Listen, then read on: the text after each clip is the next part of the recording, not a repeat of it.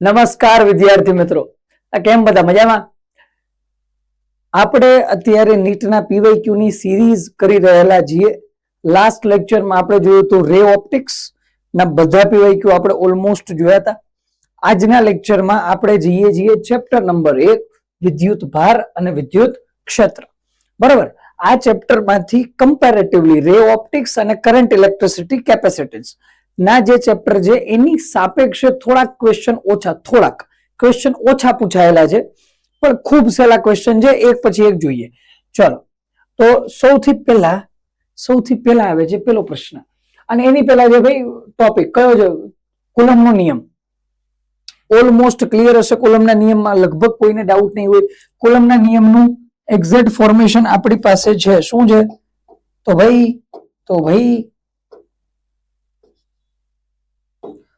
કુલમના નિયમનું ફોર્મેશન જે આપણી પાસે F = K Q1 Q2 by R square. જ્યારે Q1 અને Q2 એકબીજાથી કેટલા અંતરે હશે? R જેટલા અંતરે. તો જ્યારે બે વીજભાર Q1 Q2 એકબીજાથી R અંતરે હોય ત્યારે બંને વચ્ચે ઉદ્ભવતું આકર્ષણ અથવા અપાકર્ષણ બળ કોના બરાબર હોય? F = K Q1 Q2 by R square. જ્યાં આપણને ખબર છે K = 1/4πε0 થશે અને જેની વેલ્યુ થશે 9 × 10⁻9 ન્યૂટન મીટર સ્ક્વેર પર કુલમ -2. ચલો કમ્પ્લીટ. આમાં તો કોઈ કેસ અલગ તો નહીં હોતો, આમાં આ તો જનરલ ક્લિયર કેસ છે. બીજું તો અહીંથી બની જાય F = K ની વેલ્યુ જો આમાં પુટ કરી દઉં તો ઉપર બચશે Q1 Q2 / 4πε0 R square. Complete. આ ફોર્મેશન બચશે અહીંયા. F = Q1 Q2 K ની વેલ્યુ 4πε0. જો માધ્યમ, માન લો બે વીજભાર વચ્ચે હવા છે, બે વીજભારની વચ્ચે શું છે બોલ? હવા. તો ફોર્મ્યુલા લગાવી દીધો આપણે K Q1 Q2 by R square. પણ જો બે વીજભારની વચ્ચે કોઈ ડાઇલેક્ટ્રિક માધ્યમ રાખવામાં આવે કે જ્યાં માન લે કે બે ચાર્જ વચ્ચે કોઈ ડાઇલેક્ટ્રિક માધ્યમ રાખી દીધું, તો આ કેસમાં ચેન્જ શું આવશે બોલ? આ કેસમાં F = બની જશે K Q1 Q2 / 4πε². ε0 ની જગ્યાએ શું આવી ગયા? એપ્સિલોન આવી ગયા. ચેન્જ થઈ જશે. અને આપણને એ પણ ખબર છે કે અહીંયા જે કોઈ પણ એપ્સિલોન આવશે એની જગ્યાએ આપણે શું લખી શકીએ? F = K Q1 Q2 / 4π. Epsilon ની જગ્યાએ શું લખીએ છીએ? K ε0 R square. તો અહીંથી વેલ્યુ આવી જાય.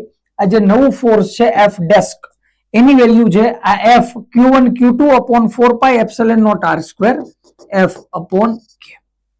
ચલો કમ્પ્લીટ. F desk = F/K. જ્યારે એપ્સિલોન ચેન્જ થાય, બાકી તો બી જનરલ છે. અને આ જ ફોર્મેશન ઉપર, અને બાકી આનું સદિશ સ્વરૂપ જે એમાં તો R કેપ લગાવી દેવાનું, બીજું તો એમાં કઈ અલગ છે નહીં, કન્સેપ્ચ્યુઅલ.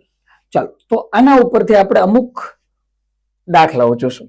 ચલો શરૂ કરીએ છીએ. નંબર 1, બે સમાન વીજભારિત વાહક ગોળા A અને B ના કેન્દ્ર નિયત અંતરે અલગ રહેલા છે. પ્રત્યેક ગોળા પરનો ભાર Q છે. અચ્છા, મતલબ મારી પાસે બે ગોળા છે. આ ગોળા નંબર 1, આ ગોળા નંબર 2. પેલા ગોળાનો વીજભાર છે Q, બીજા ગોળાનો વીજભાર પણ છે Q, અને તેમની વચ્ચેનું અપાકર્ષણ બળ F છે. આ બે વચ્ચેનું અપાકર્ષણ બળ જે છે એ F છે, અને બે વચ્ચેનું અંતર કઈ નહીં આપ્યું તો હું R લઈ લઉં. R છે. બે વચ્ચેનું અપાકર્ષણ. તો બે વચ્ચેનું અપાકર્ષણ બળ મળે કેમ બોલ? તો આપણને ખબર છે ભાઈ બે વચ્ચેનું અપાકર્ષણ બળ હશે F = K Q1 Q2 બે Q છે તો K Q² / R સ્ક્વેર. ચલો બરાબર. F = K Q² / R square. આ બળ લાગતું હશે બંને વચ્ચે. હવે એક ત્રીજો ગોળો લઈ આવવામાં આવે વીજભાર રહિત, એની પાસે કોઈ વીજભાર નથી. એને પેલા A સાથે ટચ કરાવો. મતલબ એક નવો ગોળો લઈને આવ્યા, સાંભળ ધ્યાનથી. એક નવો ગોળો લઈને આવ્યા, એને કહી દઈશું ગોળા નંબર C. એક નવો ગોળો લઈને આવું હું, ગોળા નંબર C. ચલો તો એક ગોળો લઈને આવું C, અને C ને પહેલા હું A ની સાથે ટચ કરાવું. તમે A ગોળો C ગોળો ટચ, તો C ગોળાને A ગોળા સાથે શું કરી દો? ટચ. જેવો ટચ કરાવીશ શું થશે બોલ? આની પાસે વીજભાર Q, આની પાસે વીજભાર 0 છે. C પાસે કોઈ વીજભાર છે જ નહીં, વીજભાર રહિત છે. તો શું કરશે બોલ? બે ની એવરેજ થઈ જશે. એ તો ક્લિયર છે ને. A અને C માટે શું લાગી જાય? એવરેજ લાગી જાય. તો A અને C ની એવરેજ લઈ લે તો શું મળશે બોલ તને? પેલા હું લખું A અને C માટે. કોના માટે? A અને C માટે કેટલા થઈ જવાના બોલ? બે ઉપર કેટલા આવી જવાના? અહીંયા આવી જશે q/2 અને અહીંયા પણ આવી જશે q/2. બેની એવરેજ થઈ ગઈ. મતલબ જો તારે એક્ઝેક્ટ ફોર્મેશન જોતું હોય તો a ઉપર જે q, c ઉપર 0 / 2 તો થઈ ગયું q/2. તો બે ઉપર ચાર્જ કેટલો આવી ગયો? q/2 q/2. અચ્છા, તો ભાઈ a ઉપર ચાર્જ ફાઇનલી કેટલો છે? q/2. ચાલો થઈ ગયું. પ્રથમ ગોળા a સાથે અને ત્યારબાદ b સાથે સંપર્કમાં લાવવામાં આવે. પેલા a ને એમ ટચ કરાયો તો આની પાસે ટોટલ વીજભાર કેટલો હતો? q. આની પાસે કઈ હતો જ નહીં, તો આને કીધું ચાલ ભાઈ આપણે બે અડધો અડધો રાખીએ. તો કીધું q/2 હું રાખું, q/2 તું રાખી દે. આપણે કીધું ઓકે. હવે આ q/2 ને લઈ c ને લઈને તારે કોને અડાડી દેવાનો? b ને અડાડી દે. હવે શું થશે બોલ? તો હવે અહીંથી b અને c મોટે, કોના મોટે? bc મોટે. ચાલો તો હવે c ને અહીંયા લઈ આવું, c ને અહીંયા ટચ કરાયો, એ ટચ. આની પાસે વીજભાર કેટલો હતો? q. અને આની પાસે કેટલો વીજભાર હતો? q/2. અહીંથી q/2 લઈને આવ્યો હતો ને c. આ બે ને ટચ કરાવો તો બે ની એવરેજ લગાય, b અને c ની. તો ભાઈ b પાસે વીજભાર કેટલો? q. c પાસે કેટલો? q/2 / 2 average. તો એવરેજ કેટલી મળશે બોલ? અહીંયા થઈ જશે 3q/2 એટલે ટોટલ આવ્યા 3q/4. એવરેજ કેટલી આવી ગઈ? 3q/4. તો જો હવે હું પાછો ડાયાગ્રામ બનાવું તો અહીંયા a, અહીંયા b, અહીંયા આવશે a, અહીંયા આવશે b. બે વચ્ચેનું અંતર એમને એમ છે તો હું લઈ લઉં r. હવે a ઉપર કેટલો વીજભાર બેચ્યો હતો? તો ભાઈ અહીંયા વીજભાર બેચ્યો q/2 અને અહીંયા b અને c બંને પાસે કેટલો વીજભાર આવી ગયો? 3q/4. તો b ઉપર વીજભાર હશે 3q/4. ચાલો ફાઇનલી c પાસે પણ કેટલો વીજભાર હશે? 3q/4. સંપર્કમાં લાવવામાં આવે, અંતે બંનેથી દૂર કરવામાં આવે. ચાલો c ને કાઢી નાખો. તો ગોળા a અને b વચ્ચે નવું અપાકર્ષણ બળ ત્રિજ્યા વચ્ચેના અંતરની સરખામણીમાં અવગણીય છે, તેથી તેમને બિંદુ આ તો બરોબર બિંદુ ગણી શકશું. તો શ્રેષ્ઠ રીતે ખાલી જગ્યા વડે આપવામાં આવે. તો હવે આ બે વચ્ચેનું અપાકર્ષણ બળ કેટલું? આ તો હવે તો ક્લિયર ને. ચલો આ બે વચ્ચેનું અપાકર્ષણ કેટલું હતું? F = kq²/r². હવે a ઉપર કેટલો વીજભાર આવી ગયો? q/2. b ઉપર કેટલો વીજભાર આવ્યો? 3q/4. મેળવવાનું શું છે? અપાકર્ષણ બળ. તો ચલો પાછું લગાવો. F net બરાબર, અને F net કહી દઉં હવે જે અપાકર્ષણ આવે. F net બરાબર અહીંયા આવી જશે k. હવે આ વખતે q નથી, આ વખતે પહેલા ઉપર કેટલો વીજભાર છે બોલ? અહીંયા જે q/2 અને બીજા ઉપર કેટલો છે બોલ? 3q/4/r². તો અહીંથી શું થશે બોલ? kq² ઉપર કેટલા બચશે? 3. નીચે કેટલા આવશે બોલ? 4 2 8r². તો આ થઈ ગયું 3/8 kq²/r². એને તો આપણે f કહીએ, તો આ થઈ ગયું 3/8f. f net લો ખતમ. f net કેટલા આવ્યા? 3/8f, 3/f8, 3/f8, 3/8f. Option complete લો. નીટ 2019 કમ્પ્લીટ કેસ છે ભાઈ. કઈ નહીં, ખાલી એવરેજ લઈ અને f મેળવવાનો હતો. પૂરું લો. ચલો આગળ જઈએ. હાજી, અનુક્રમે +q અને -q વીજભાર ધરાવતા બે બિંદુગત વીજભાર a અને b એકબીજાથી અમુક નિશ્ચિત અંતરે આવેલ છે. ચલો બરોબર, શરૂ કરીએ. ચલો પાછું અહીંયા જે a, અહીંયા જે b, આ આવી ગયો a, આ b. a પાસે કયો વીજભાર છે ભાઈ? આની પાસે વીજભાર છે +q અને આની પાસે વીજભાર છે -q. અને બે વચ્ચે કઈક નિશ્ચિત અંતર છે, એને હું કહી દઉં છું r. તો ચલો પેલા તો અમુક અંતરે રાખેલ છે, તેમની વચ્ચે લાગતું બળ f છે. આ બે વચ્ચે f બળ કેટલું લાગતું હશે બોલ? f = ચાર્જ માઇનસ છે તો -kq²/r². લો આ બે વચ્ચે લાગતું બળ હશે. બે ના ચાર તો સમાન છે, તો એક્ઝેક્ટ ફોર્મેશન શું બને? kq - q/r². માઇનસ આગળ લીધા kq²/r². ચલો આ બળ લાગતું હશે બે વચ્ચે. ચલો આ બળ બંને વચ્ચે લાગતું હશે, આ બળ લાગે. હવે શું કરવાનું? જો એનો 25% વીજભાર b ને સ્થાનાંતરિત કરવામાં આવે, મતલબ કે અહીંથી a માંથી કેટલો વીજભાર અહીંયા લઈ જવાનો? 25%. અહીંથી q માંથી a માંથી 25% વીજભાર હું કોને આપી દઉં? b ને આપી દઉં. તો હવે બંને વચ્ચે લાગતું બળ કેટલું થશે? ચલો બરોબર સમજીએ. ચલો ધ્યાનથી જો. એક વસ્તુ તો સમજ કે અહીંયા કુલ વીજભાર કેટલો છે? q. 25% વીજભાર જો હું લઈ જાઉં અહીંથી, કેટલો વીજભાર લઈ જાઉં બોલ? 25%.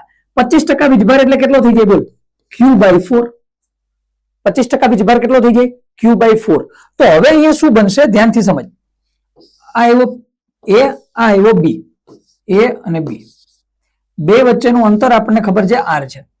હવે એક વસ્તુ સમજ, જો અહીંયા વીજભાર હતો કેટલો? q. એમાંથી કેટલો વીજભાર વયો ગયો? q/4. તો અહીંથી q/4 વીજભાર વયો ગયો. અહીંયા વીજભાર હતો કેટલો? -q. એમાં કેટલો વીજભાર આવી ગયો? Plus Q by 4. હા બરાબર, તો અહીંથી ક્યુ બાય 4 ઓછો થઈ ગયો, અહીંયા ક્યુ બાય 4 વધી ગયો વીજભાર. અચ્છા, તો હવે અપાકર્ષણ બળ કેટલું એ મેળવવું, તો ચાલો ફરીથી ફોર્મ્યુલા લગાવી દે.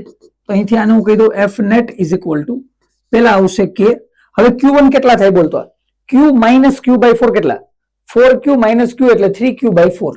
તો ભાઈ પેલો વીજભાર આવશે 3Q બાય 4. એ ઉપર હવે કેટલો વીજભાર બેચ્યો હશે, 3Q બાય 4. ખબર પડી ગઈ ને, તો 3Q by 4, Q minus Q by 4. અહીંયા કેટલો વીજભાર બેચ્યો હશે બોલ, અહીંયા કેટલો વીજભાર, Q minus Q plus Q by, તો આ માઇનસ 4Q પ્લસ ક્યુ એટલે કેટલા થઈ ગયા, માઇનસ 3Q બાય 4. તો અહીંયા આવશે માઇનસ 3Q બાય 4. તો અહીંયા એવા minus 3Q by 4 upon R square. એટલે ખતમ થઈ ગયો દાખલો. તો અહીંથી એફ નેટ ઇક્વલ ટુ કેટલા બનશે બોલ, તો અહીંયા એક તો માઇનસ આગળ લઈ લઉં, માઇનસ કે Q square upon R square, અને બીજું શું બચશે, ઉપર 3 3 કેટલા આવ્યા 9, નીચે 4 4 કેટલા આવ્યા 16. તો એફ નેટ કેટલા આવશે બોલ, F net equal to 9/16 F. F is equal to, F net is equal to 9/16, 9/16 answer. Complete છે બોલ, ક્લિયર કે નહીં, છે કે નહીં, સહેલું સહેલું. આગળ જઈએ. ધારો કે પ્રોટોનનો વીજભાર અને ઇલેક્ટ્રોનનો વીજભાર સેજ અલગ છે. ધારો કે, વર્ડ સમજજે, આપણને ખબર વીજભાર સમાન હોય, અહીં કીધું ધારો કે સેજ અલગ છે, કાંઈ વાંધો નહીં, માની લઈએ આપણે, દાખલો છે. ધારો કે પ્રોટોન અને ઇલેક્ટ્રોનનો વીજભાર સેજ અલગ છે, તેમાંના એકનો વીજભાર માઇનસ ઈ, એટલે માઇનસ ઈ છે એટલે ઇલેક્ટ્રોનનો વીજભાર, ઇલેક્ટ્રોનનો વીજભાર માઇનસ ઈ, અને બીજું કોણ વીધું, પ્રોટોન, પ્રોટોનનો વીજભાર છે ઈ પ્લસ ડેલ ઈ. અચ્છા, તો ધ્યાનથી સમજ, મને અહીંયા ઇલેક્ટ્રોનનો વીજભાર કેટલો આપ્યો, માઇનસ ઈ, અને મને અહીંયા પ્રોટોનનો વીજભાર કેટલો આપી દીધો, ઈ પ્લસ ડેલ્ટા ઈ છે. એકબીજાથી ડી પરમાણુના પરિમાણ કરતા ઘણા વધારે અંતરે રહેલા બે હાઇડ્રોજન પરમાણુ વચ્ચે લાગતું કુલ વિદ્યુત સ્થિતિ બળ અને ગુરુત્વાકર્ષણ બળ શૂન્ય છે. ઓકે, તો પેલા ઉપર આગળ જતા પહેલા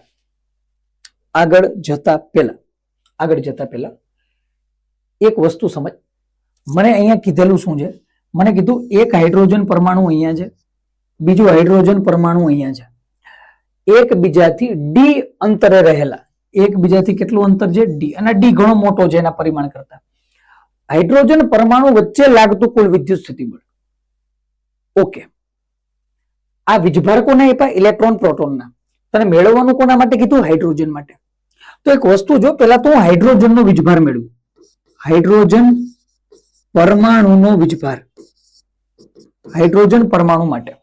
હવે આપણને ખબર હાઇડ્રોજનમાં શું હોય, એક ઇલેક્ટ્રોન એક પ્રોટોન, નોર્મલ કેસ તો આ જ છે. તો ઇલેક્ટ્રોન અને પ્રોટોનના વીજભારનો કરી દઈએ સરવાળો. તો ઇલેક્ટ્રોનનો વીજભાર મારી પાસે છે કેટલો, માઇનસ ઈ, પ્લસ પ્રોટોનનો વીજભાર કેટલો છે, ઈ પ્લસ ડેલ્ટા ઈ. અહીંથી ઈ જાય તો હાઇડ્રોજન પરમાણુનો નેટ ચાર્જ કેટલો આવી ગયો, ડેલ્ટા ઈ. હાઇડ્રોજનનો વીજભાર કેટલો છે, ડેલ ઈ. આ હાઇડ્રોજનનો વીજભાર પણ ડેલ ઈ, અને આ હાઇડ્રોજનનો વીજભાર પણ કેટલો આવ્યો, ડેલ ઈ. હા બરોબર.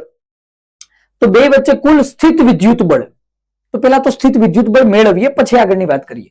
તો ચલો, આનું વિદ્યુત સ્થિત વિદ્યુત બળ કેટલું થશે બોલ, એફ ઈ બરાબર કોન્સ્ટન્ટ મારી પાસે કયો છે, કે, અને આની પાસે પણ ડેલ્ટા ઈ ચાર્જ, આની પાસે પણ ડેલ્ટા ઈ ચાર્જ, તો હું કહી દઉં ડેલ્ટા ઈ નો સ્ક્વેર અપોન બે વચ્ચેનું ડિસ્ટન્સ કેટલું છે, ડી સ્ક્વેર. આ થઈ ગયા મારી પાસે એફ ઈ. બીજું કોણ કીધું, ગુરુત્વાકર્ષણ બળ. ચાલો, તો ગુરુત્વાકર્ષણ બળ તો કેસ તો ક્લિયર છે, શું થશે બોલ, તો અહીંયા એક તો આવી જશે કેપિટલ જી કોન્સ્ટન્ટ. ફોર્મ્યુલા શું છે બોલ, G(m1 m2) upon r square. તો G, હવે બે હાઇડ્રોજન જ છે, તો હાઇડ્રોજન નું દળ મને કેટલું આપ્યું, mh, તો અહીંયા હું કહી દઉં mh નો square upon D square.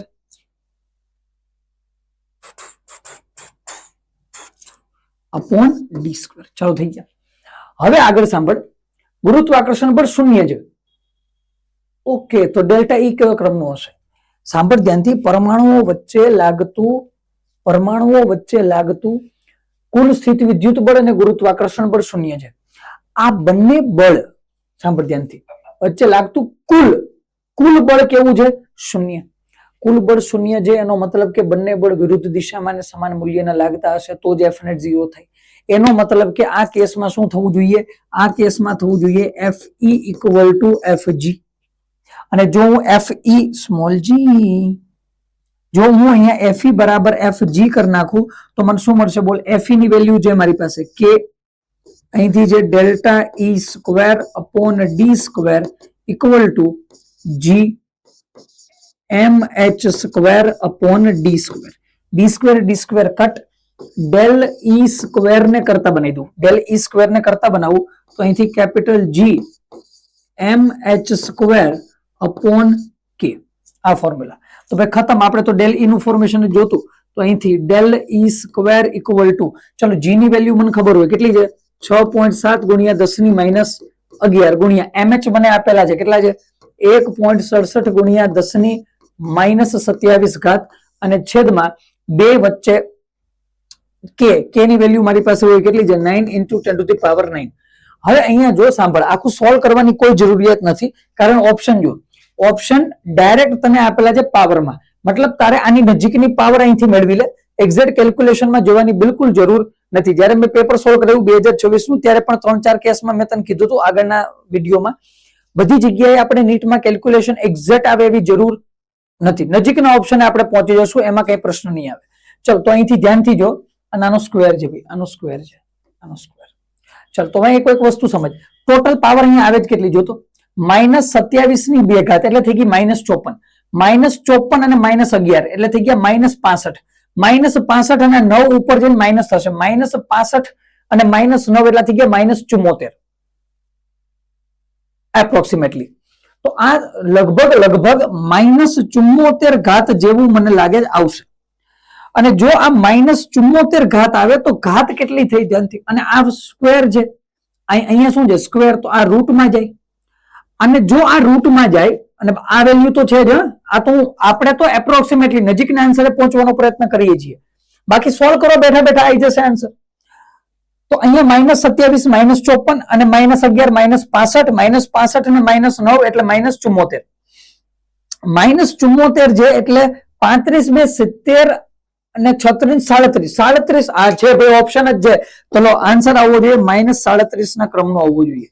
Answer કેમ આવવો જોઈએ? બોલ. 10 ની -37 ના ક્રમનો આન્સર આવવો જોઈએ. Complete, clear. બાકી કેલ્ક્યુલેશન કરવાનું પણ આ જો ધ્યાનથી આ જ કરાય. ચલો ક્લિયર. થોડો વિચારવું પડે એવો દાખલો હતો, બાકી સારો દાખલો છે, કોઈ પ્રશ્ન નથી. ચલો આગળ જઈએ છીએ. બે એક સમાન વીજભારિત ગોળાને L લંબાઈ ધરાવતી બે અવાહક દોરી દ્વારા એક સામાન્ય બિંદુથી લટકાવેલ છે. ઓકે, સમજીએ, ધ્યાનથી સમજ. પ્રશ્ન શું છે? પ્રશ્ન શું છે સમજ. અહીંયા કીધું એક સપાટી છે, ટૂંક ટૂંક ટૂંક ટૂંક ટૂંક ટૂંક ટૂંક. અહીંથી બે ગોળા છે, એને નીચેની બાજુ લટકાવી દીધા. બે ગોળાને નીચે લટકાવ્યા. કેમ લટકાવ્યા? જો ધ્યાનથી. એક દોરી આ રીતના રાખી દીધી, બીજી દોરી અહીંથી શરૂ કરીને આ રીતના રાખી દીધી, અને આ બેના જે અંત ભાગ છે, અહીંયા એક વીજભારિત ગોળો, આ બીજો વીજભારિત ગોળો, આ રીતના વીજભારિત ગોળા લટકાવેલા છે.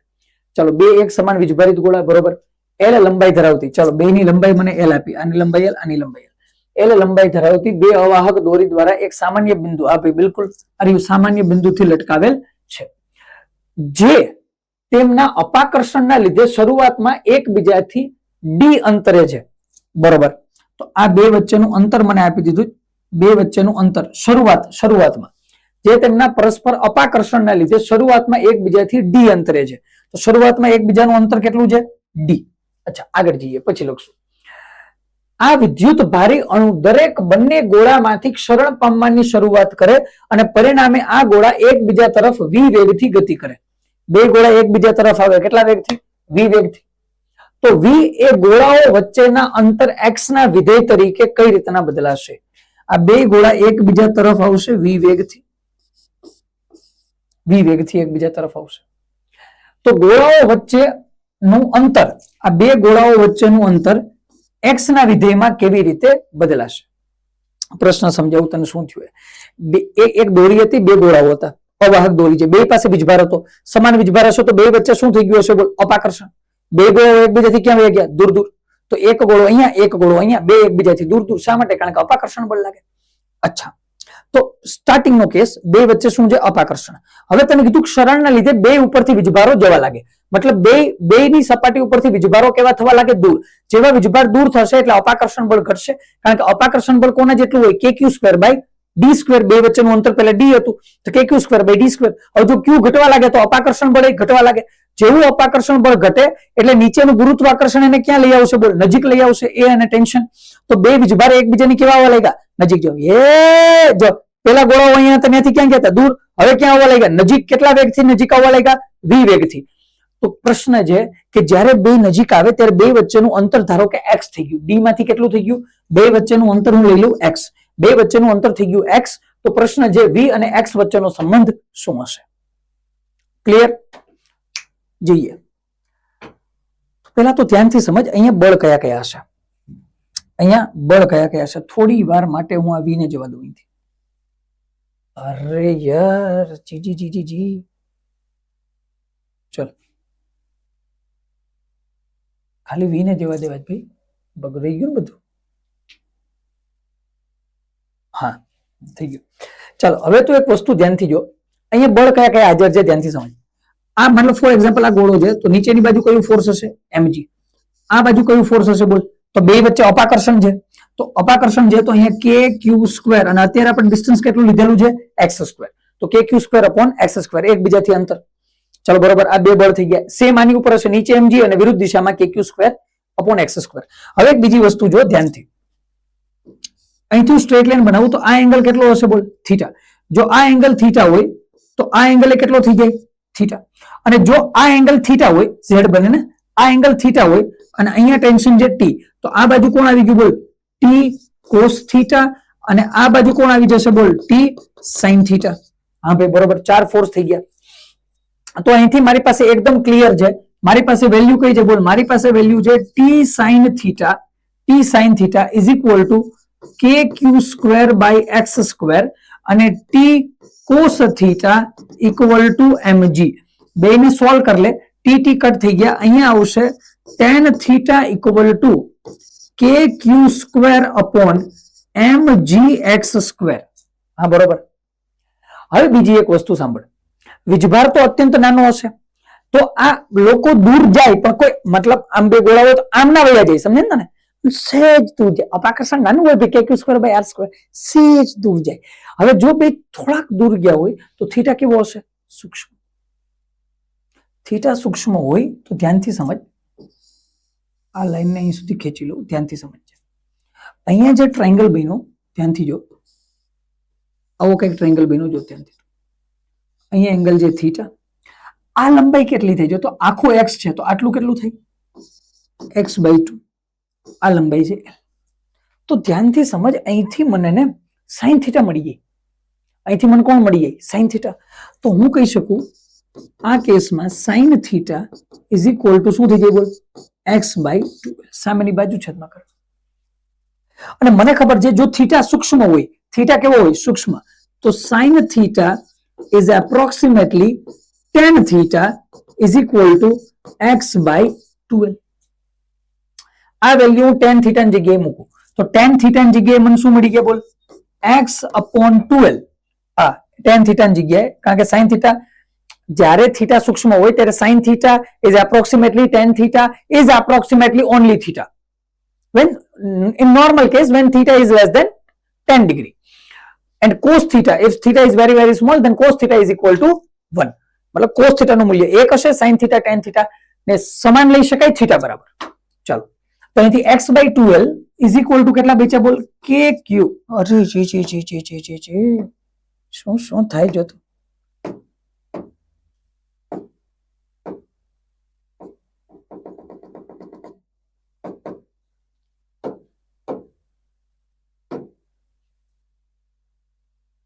પ્રોબ્લેમ નહીં હોય ને, ચાલશે ચાલ ને ભલે આમ નંબર જોતો. x/12 અહીંયા શું મળશે બોલ, અહીંયા મળશે kq² upon mgx². આ તો હતું આપણી પાસે પહેલેથી. ઓકે, તો હજી પ્રશ્ન એ છે કે ભાઈ આમાં હજી x v તો નહીં આવતા, લઈએ જઈએ. સાંભળે, પ્રશ્ન એ છે કે ચલો x નું ફોર્મેશન તો છે આપણી પાસે, પણ આપણે તો v જોતો, v ક્યાંથી લઈ આવશું, v ક્યાંથી. અચ્છા સાંભળ, હું શું કહું સાંભળજો ધ્યાનથી જો. x/2l is equal to kq² upon mgx² છે. અહીંથી q² ને સબ્જેક્ટ બનાવી q², તો q² ઇક્વલ ટુ શું થશે બોલ? q² ઇક્વલ ટુ થઈ જશે મારી પાસે mgx³ શું થશે બોલ? mgx³ આ ઉપર ગયા સ્ક્વેર અને x અપોન 2kl આ થવાના. આનો મતલબ કે આ જે q² છે q² એ અને mgx³ નું ફોર્મેશન લઈ શકું. q² is directly proportional to x³.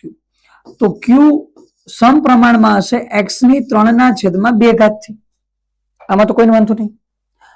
હવે હું અહીંથી એક કામ કરું, જો હું બે બાજુ વિકલન કરી નાખું t ની સાપેક્ષે તો આ થઈ જાય dq/dt અહીંયા સમપ્રમાણમાં x ની 3/2 છે તો 3/2 તો x ની ઘાત વિકલન t ની સાપેક્ષે વિકલન કર્યું છે અહીંયા x નું, તો x ની 3/2 તો 3/2 આગળ nxn - 1 3/2 માંથી 1 જાય તો કેટલા વધી? 1/2 ઘાત. એને હું શું લખી શકું? √x into dx/dt. તો dq/dt is equal to 3/2 √x અને dx/dt એટલે v. બાકી બધું અચળ. અહીંથી v અને √x નો સંબંધ મેળવ્યો તો v વ્યસ્ત પ્રમાણમાં √x. ખબર પડી ગઈ ને? v ને કરતા પણ √x છેદમાં જાય. v વ્યસ્ત પ્રમાણમાં √x, v વ્યસ્ત પ્રમાણમાં √x. √x એટલે x ની 1/2 ઉપર આવે તો x ની -1/2. ઓપ્શન નંબર એ કમ્પ્લીટ. આવો કેસ હોય, સહેલું હોય, અઘરું નહીં હોતું. થઈ જાય ને એકદમ, કોઈ કેસ નહીં. ચલો આગળ જઈએ. અચ્છા બીજું હજી આ બીજી એક રીતે પણ થાય. અહીંયા જે અચ્છા બીજું હજી એક નવું ફોર્મેશન. અહીંથી એક સેમી સર્કલ પણ બનતું હશે ને આવું, કારણ કે આની ગતિ તો આ દિશામાં છે. જો ગતિ તો ક્યાં છે? આ દિશામાં. આપણે તો અહીંયા ફોર્સ ઇક્વિવેલન્ટ કરી લીધા, નહીતર ગતિ આ દિશામાં છે. તો એક mv²/r વાળું ફોર્મેશન વિચારી શકાય, પણ એમાં હું લઈ નહીં જતો. આપણે તો આ ફોર્મેશન થી વધારે અનુકૂળ આવશે. હાજી ચાલો પાંચમું. સમાન વીજભાર ધરાવતી બરુની બે ગોળીને સમાન લંબાઈ ધરાવતી દોરી વડે એક સામાન્ય બિંદુ પરથી લટકાવેલ છે. હા ભાઈ આ લટકાઈ દીધું. તો આમાં પણ શરૂઆતના કેસ જોઈ લે. Tick tick tick tick tick tick tick. એક બરુની ગોળી અહીંયા, બીજી બરુની ગોળી અહીંયા. એંગલ કેટલો છે બોલ? થીટા. એંગલ કેટલો બનશે? થીટા બનશે. અચ્છા આ કેસમાં આ અંતર આપી દીધું છે આપણને કેટલું? y. અને આ બે વચ્ચેનું અંતર મને આપી દીધું છે r. આટલી વસ્તુઓ મને આપેલી છે પેલા કેસ માટે. બરાબર? તો ઇક્વેશન તો ઓલા બનશે હમણાં બેના તૈયાર. અહીંયા ટેન્શન હોય તો અહીંયા શું બની જાય? t cos θ. હમણાં બનાવ્યું હતું થોડી વાર પહેલા જ. અહીંયા શું બનશે? t sin θ. નીચે કયું ફોર્સ? mg. અને અહીંયા આ વખતે કેટલું ફોર્સ આવશે? kq² upon r². કારણ કે બે વચ્ચેનું અંતર આપી દીધેલું છે r ને આપણે ધાર્યું હતું x. તો અહીંથી tan θ નું ઇક્વેશન શું બની જાય બોલ? હવે હું ડાયરેક્ટ લખું છું. tan θ મતલબ કે જો t sin θ kq² upon r² અને t cos θ બરાબર mg. તો tan θ tt cut sin θ upon cos θ શું બનશે બોલ?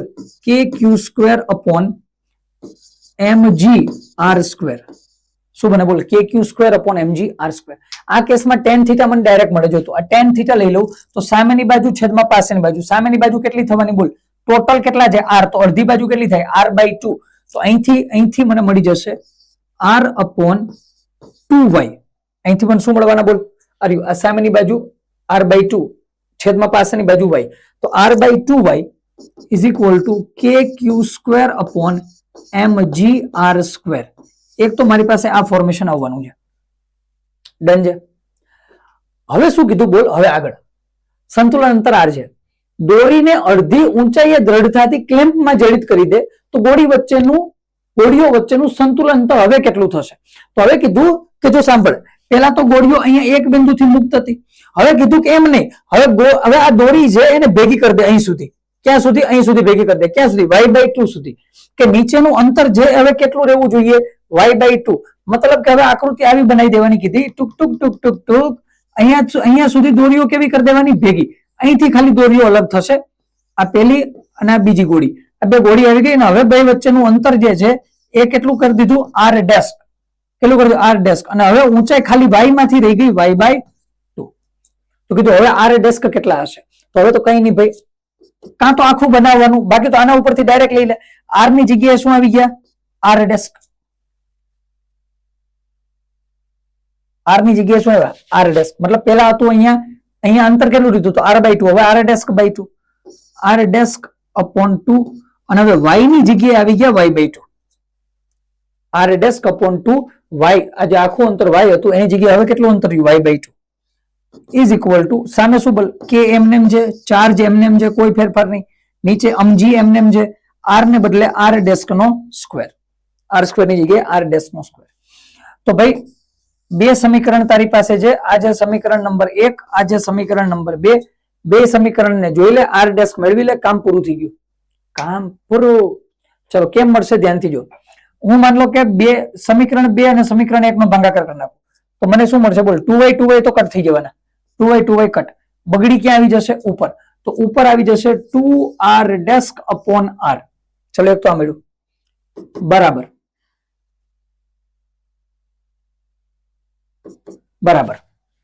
બીજું શું મળવાનું? બોલ. અહીંયા જે kq સ્ક્વેર તો કટ થઈ જવાના. અહીંથી અમજી કટ થઈ જવાના. અહીંયા મળશે 1/r ડેસ્ક સ્ક્વેર, અહીંયા મળશે 1/r સ્ક્વેર. તો આપણને મળી જાય r સ્ક્વેર upon r ડેસ્ક નો સ્ક્વેર. r ડેસ્ક નું આ બાજુ જવા દઉં તો આ થઈ ગયું 2r desk cube is equal to r આ બાજુ આવ્યો તો r ક્યુબ. થઈ ગયું કે નહીં? આપણે r ડેસ્ક જોતા, આપણે શું જોતા? r dash. તો r dash cube is equal to r cube by 2. તો અહીંથી r dash is equal to r upon 2 in bracket √3. આ ઓપ્શન છે ભાઈ પેલો. ઘનમૂળ. બે નું શું લઈ આવી જાય? ઘનમૂળ. સમજ્યા ને? ઘન નીકળે ભાઈ. 3 ગયા તો અહીંયા 3 એક્સ્ટ્રા 1/3. ચલો ક્લિયર? કમ્પ્લીટ કરાય છે ને? ચાલો એકદમ.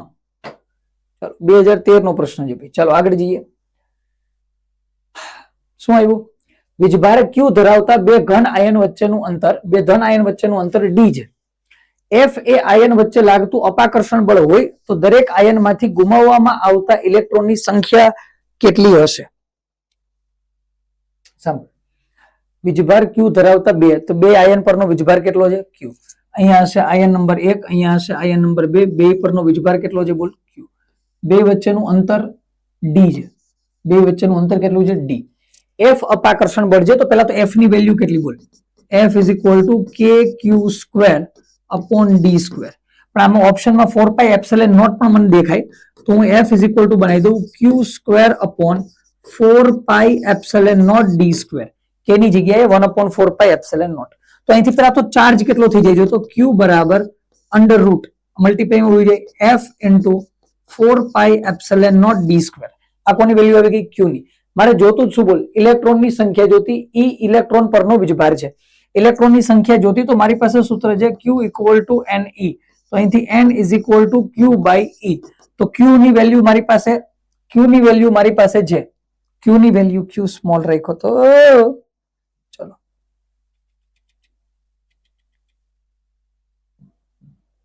તો ફોર્મ્યુલા લઈ લે કેપિટલ q અને કેપિટલ q બરાબર ટોટલ ચાર્જ આપણી પાસે કેટલો છે? Small q.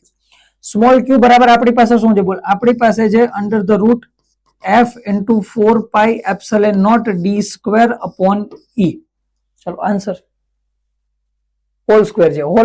હોલ રૂટ લગાવવું હોય તો n બરાબર ઇલેક્ટ્રોનની સંખ્યા. હોલ રૂટ લગાવવું હોય તો શું કરવું પડે? બોલ.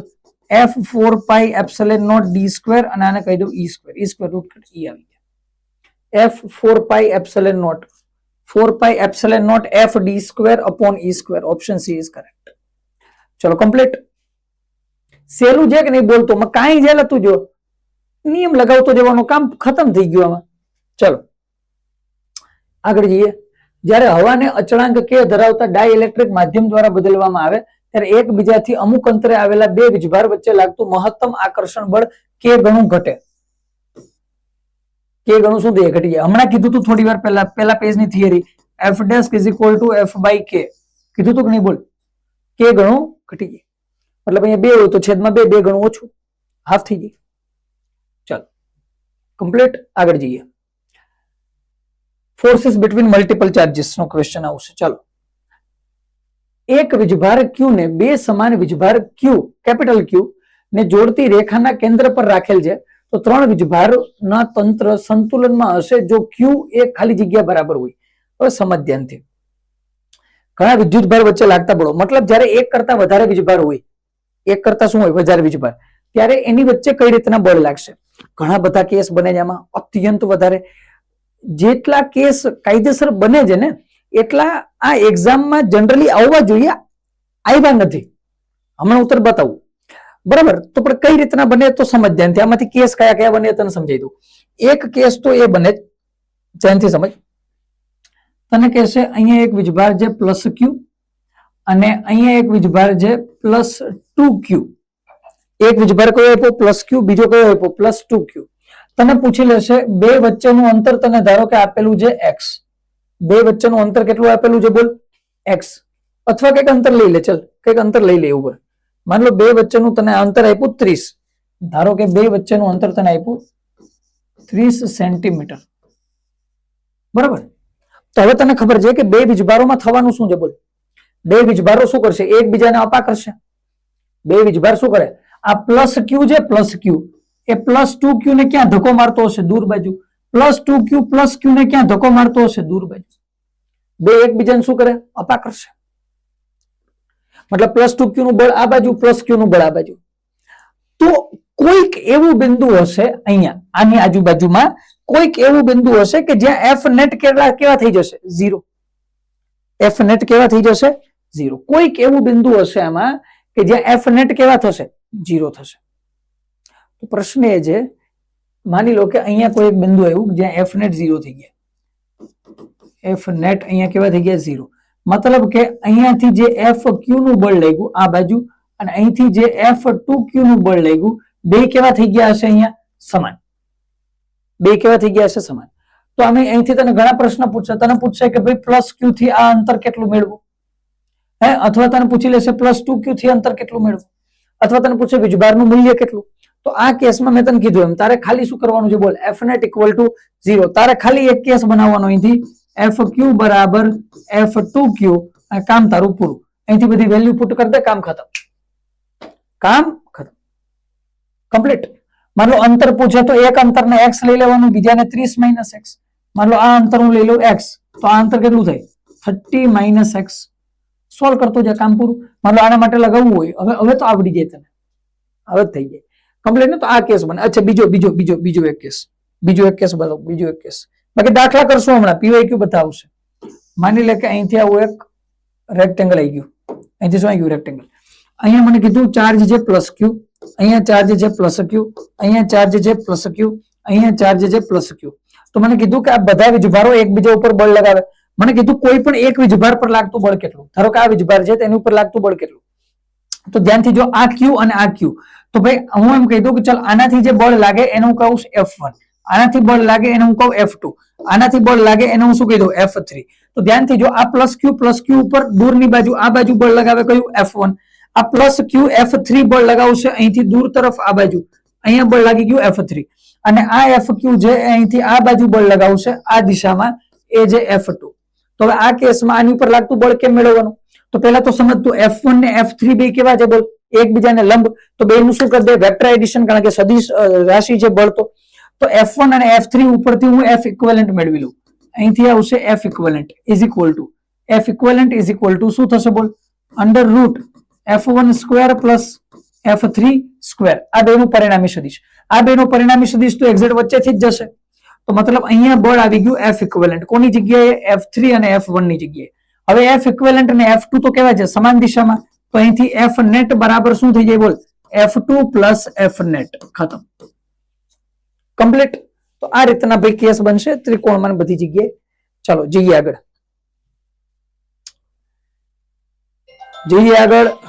ચાલો જો જઈએ આગળ. એક વીજભાર ક્યુ ને બે સમાન વીજભાર કેપિટલ ક્યુ ને જોડતી રેખાના કેન્દ્ર પર રાખે. ઓય હોય હોય હોય. એક વીજભાર ક્યુ, બે વીજભાર, પેલા તો કેપિટલ ક્યુ આપ્યા, આ એક રેખા છે. અરે રેખા ખરાબ બની ગઈ જો તો, અરે રે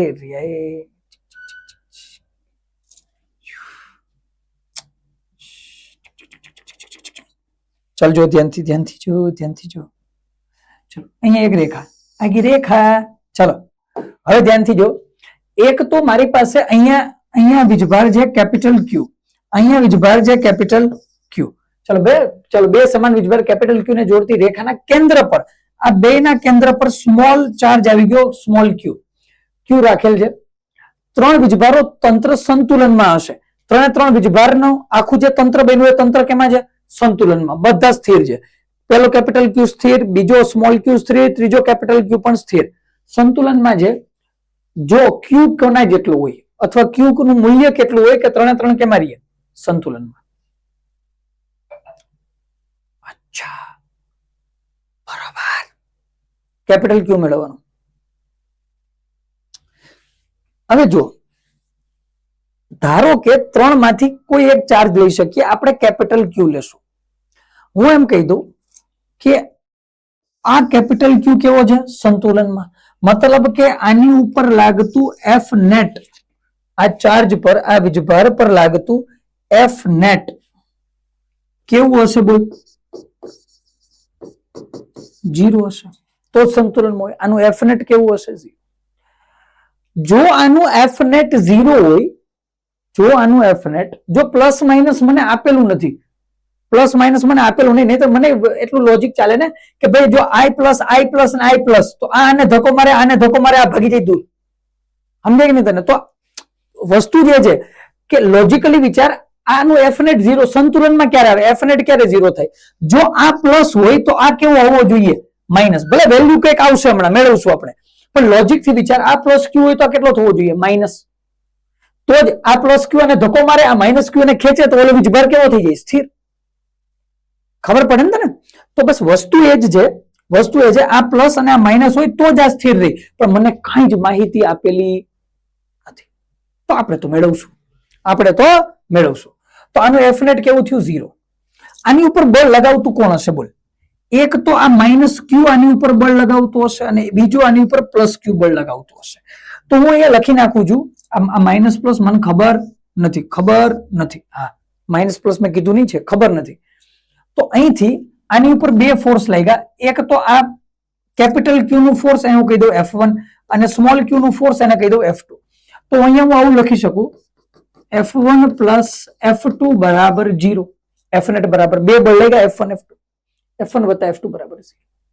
F1 કેટલા આવે જો તો આ બે વીજભારોના કેન્દ્ર પર જે ત્રણ વીજભારનું તંત્ર સંતુલનમાં છે, આ બે વચ્ચેનું અંતર મને આપેલું નથી, એનું હું R લઈ લઉં.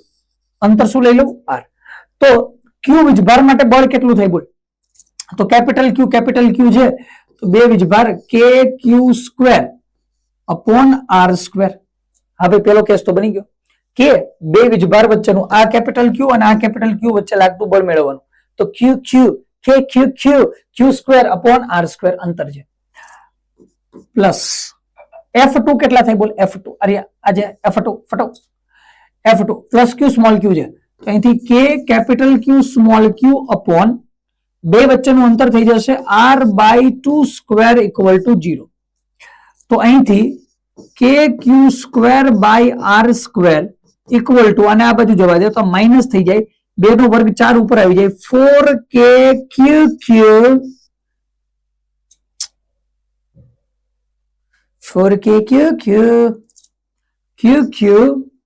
Upon R². તો અહીંથી જોતું K ઉડી ગયા, R² ઉડી ગયા, Q ઉડી ગયા, તો અહીંયા બચ્યા શું? બોલ. Capital Q is equal two minus 4Q, અને મારે તો સ્મોલ ક્યુ મેળવવો હતો, તો Q બરાબર માઇનસ Q બાય, હા જો આ તો વાત કરી હતી, સ્મોલ ક્યુ ની વેલ્યુ કોના જેટલી આવી ગઈ? Minus Q by 4. આ નેગેટિવ છે તો જ સંતુલન મારે, નહીતર રહેશે નહીં. ચલો કમ્પ્લીટ, સહેલો દાખલો હતો ભાઈ, નહીં કઈ એટલું. ચલો આગળ જઈએ.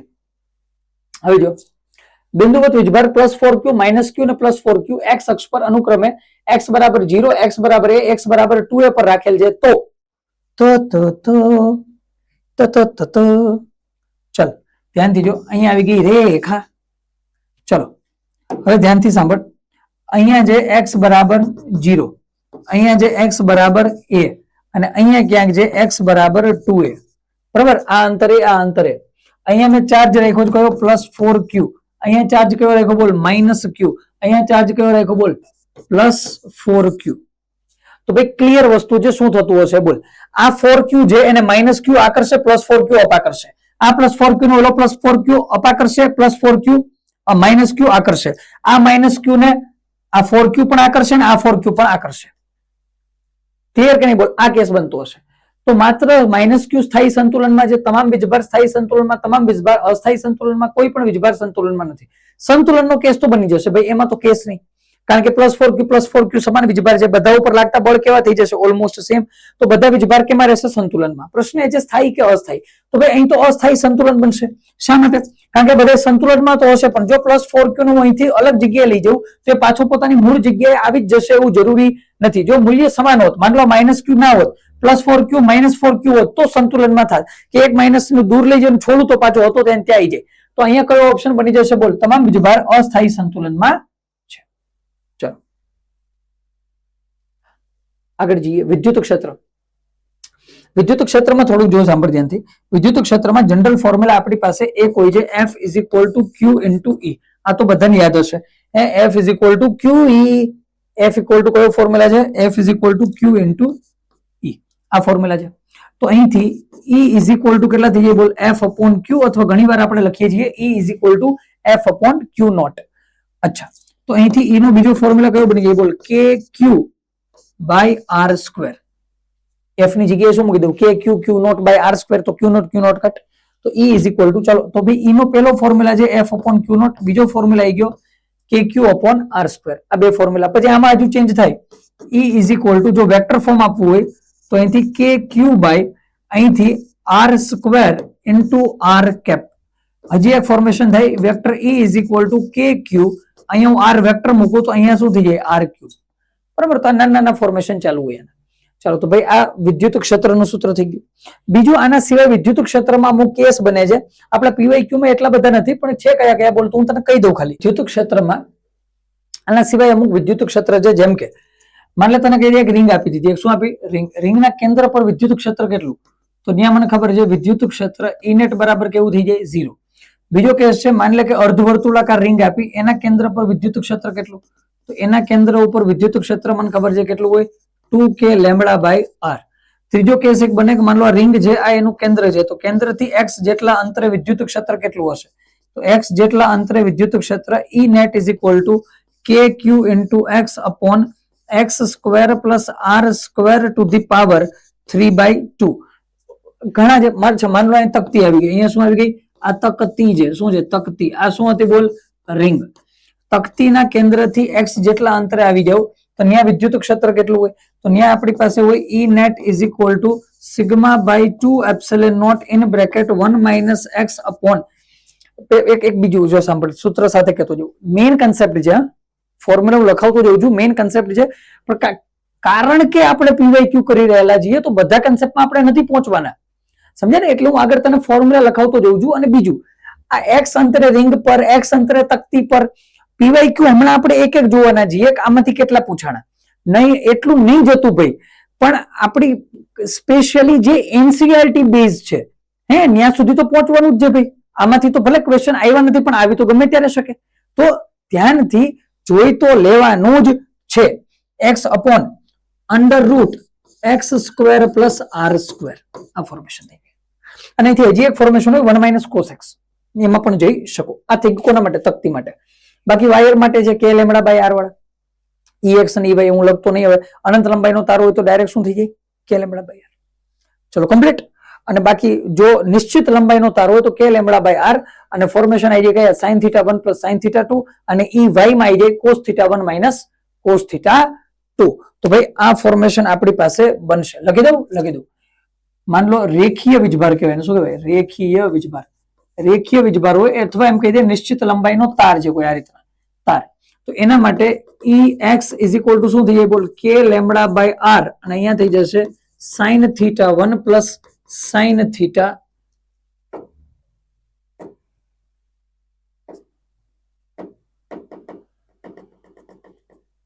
શું ઓછા થઈ જાય ચાલ ધ્યાનથી જો sign theta 1 plus sine theta 2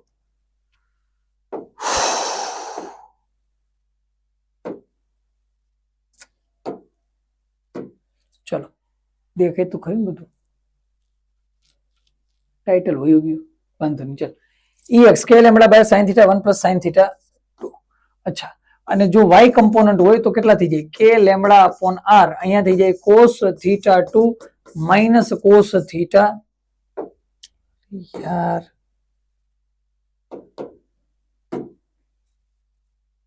આમ કેમ થાય cos theta 2 minus cos theta 1 ચલો કમ્પ્લીટ આ y થઈ ગયું અને જો ઇન્ફાઇનાઇટ લોંગ તાર હોય ઇન્ફાઇનાઇટ તો ત્યાં વિદ્યુત ક્ષેત્ર ડાયરેક્ટ શું આવી જાય કે લેમડા બાય r આ 90 ના કેસ બનીને કેન્સલ થઈ ગઈ ચલો કમ્પ્લીટ તો ભાઈ આ બેઝિક ફોર્મ્યુલા છે આપણી પાસે વિદ્યુત ક્ષેત્રના હવે શરૂ કરીએ છીએ દાખલા ચલો એક ઇલેક્ટ્રોન સ્થિર અવસ્થામાંથી નિયમિત અને શિરોલંબ ઉર્ધ્વ દિશાના વિદ્યુત ક્ષેત્ર E માં h જેટલા શિરોલંબ અંતરનું પતન પામે તો વિદ્યુત ક્ષેત્રનું મૂલ્ય અચળ રાખીને તેની દિશા ઉલટાવવામાં આવે અને એક પ્રોટોન સ્થિર અવસ્થામાંથી તેટલા જ શિરોલંબ અંતર h નું પતન પામે તો પ્રોટોનના પતન માટે લાગતા સમયની સરખામણીમાં ઇલેક્ટ્રોનના પતન માટે લાગતો સમય કેટલો હશે સાંભળ આનો ડાયરેક્ટ ફોર્મ્યુલા જે થઈ જાય તો t is directly proportional to root m પણ જોઈ લઈએ શું થાય કન્સેપ્ટ શું બને કન્સેપ્ટ એ જોઈ લઈએ પેલા આપ્યો ઇલેક્ટ્રોન છે સ્થિર અવસ્થામાંથી નિયમિત અને શિરોલંબ ઉર્ધ્વ દિશાના વિદ્યુત ક્ષેત્ર E માં h જેટલા શિરોલંબ અંતરનું પતન પામે પતન કેટલો પામ્યો h જેટલો નીચે આવે સ્થિર અવસ્થામાંથી ગતિની શરૂઆત કરે એનો મતલબ કે પ્રારંભિક વેગ u બરાબર તો થઈ જાય 0 મીટર પર સેકન્ડ પેલી વસ્તુ આ નીચે પતન પામે તો આ જે ઇલેક્ટ્રોન હશે કે મને ખબર છે ma is equal to q into e થશે બરાબર તો a બરાબર કેટલા થઈ જશે બોલ પ્રવેગ છે a તો અહીંયા વિદ્યુત ક્ષેત્રમાં ગતિ કરે તો અહીંથી એ પ્રવેગ બરાબર કેટલા થઈ જશે બોલ QE બાય m આ પ્રવેગ છે ધ્યાન રાખજો આ પ્રવેગ બરાબર QE અપોન m આ થઈ ગયો પ્રવેગ u બરાબર 0 પ્રવેગ બરાબર a આટલું આપ્યું શિરોલંબ રીતે પતન પામે તો વિદ્યુત ક્ષેત્રનું મૂલ્ય અચળ રાખી પછી પ્રોટોન લઈ લીધો h નું પતન પામે તો પતન માટે લાગતા સમયની સરખામણી કરો કરી દઈએ સરખામણી કોઈ કેસ નહીં સરખામણી કરી દઈએ કેમ સરખામણી કરશું ધ્યાનથી જો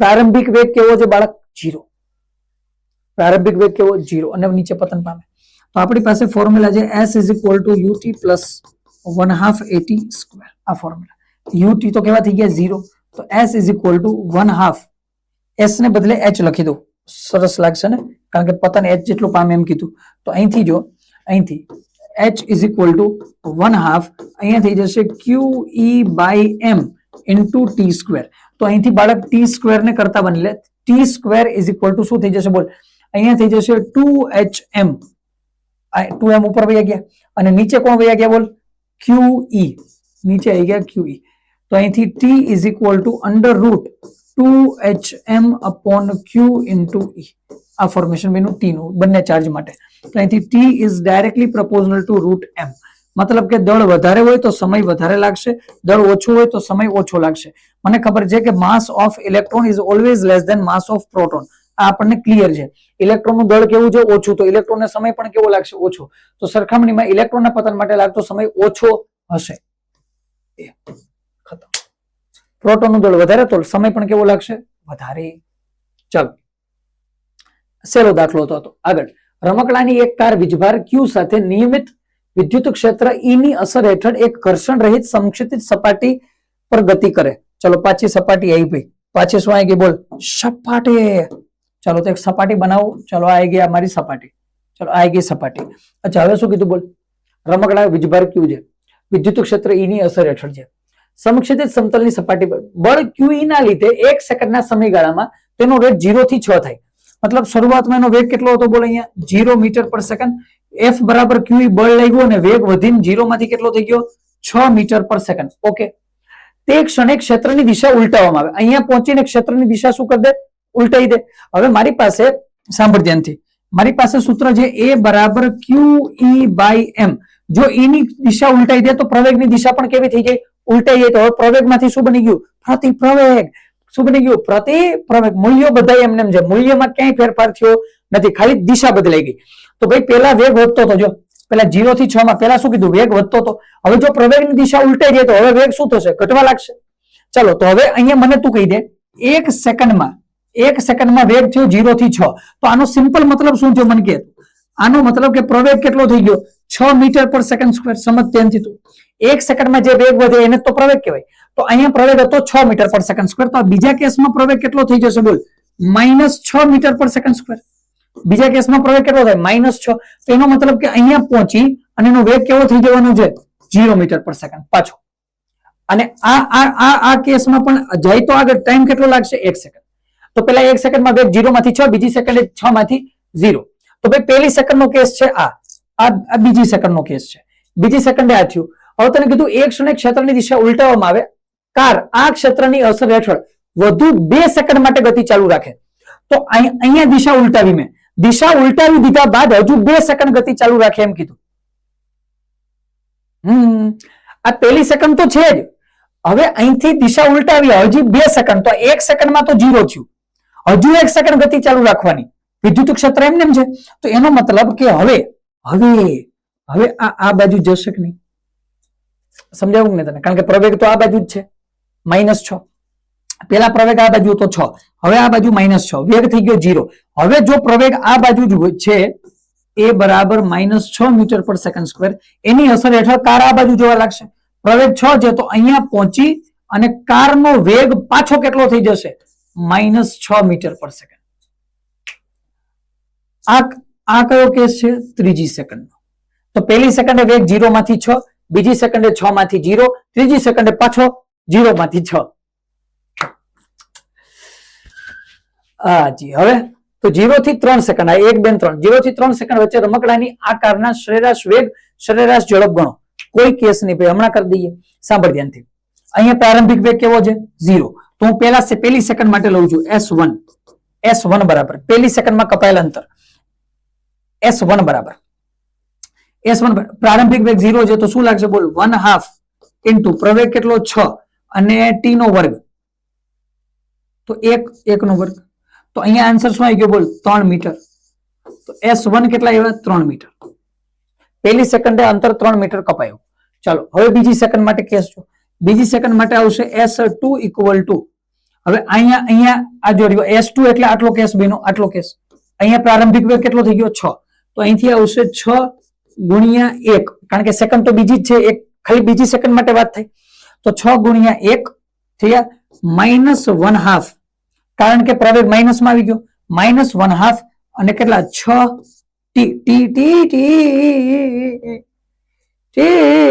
ચલો કેટલા? 1 નો સ્ક્વેર. તો અહીંથી S2 કેટલા થઈ ગયા? બોલ, 6 માંથી 3 જાય, કેટલા વધ્યા? 3 મીટર. ચલો પાછા આવ્યા 3 મીટર. 3 મીટર. ચલો 3 મીટર. ચલો S3 કેટલા થશે? બોલ, S3. ચલો પાછો પ્રારંભિક વેગ 0 અને આ બાજુ, તો અહીંયા થઈ છે -1/2 6 × 1 સ્ક્વેર. તો S3 કેટલા આવી ગયા? બોલ, -3 મીટર. કેટલા આવી ગયા? -3. હવે સાંભળ ધ્યાનથી. આ તો ચલો મેં કહી દે, જો સાંભળી એક વસ્તુ. આ પેલા કેસમાં 3 મીટર, બીજા કેસમાં 3, ત્રીજા કેસમાં 3. ખબર પડી ગઈ? હવે અહીંથી તારે સોલ્વ કરવું હોય તો કર, બાકી હવે તો ડાયરેક્ટ થઈ ગયું ને. પેલું તને શું આપવાનું કીધું? બોલ, સરેરાશ વેગ. તો v નું ફોર્મ્યુલા મારી પાસે શું છે? S/t. ચલો S નેટ કેટલા? બોલ આમાં S નેટ તો 3 અને 3, તો સ્થાનાંતર કેટલું થયું? બોલ, આ 3 મીટર. આ પ્રારંભ સ્થાન, આ અંતિમ સ્થાન વચ્ચેનું લઘુત્તમ અંતર. તો અહીંયા થઈ જશે કેટલા? 3/3. આન્સર કેટલો? 1 મીટર પર સેકન્ડ. લો, v મળી ગયો. હવે તારે શું જોતી? બોલ, ઝડપ. ઝડપ બરાબર શું હોય? અંતરના છેદમાં સમય. અંતર કેટલું કહ્યું? 3 9. તો અહીંથી થશે 9/3. તો આન્સર કેટલો? 3 મીટર પર સેકન્ડ. લો, 1 અને 3 આન્સર આવે. 1 અને 3. અહીંયા ઓપ્શનમાં મીટર પર સેકન્ડ એ કર્યું ને -1 એ કર્યું. તો એ તો પછી સમજી લો ને તમે. મીટર પર સેકન્ડ છે. ચલો કમ્પ્લીટ, ખતમ. સેલા સેલા છે કે નહીં બોલ દાખલા? કાંઈ નહીં દાખલાઓમાં. રમકડા છે રમકડા.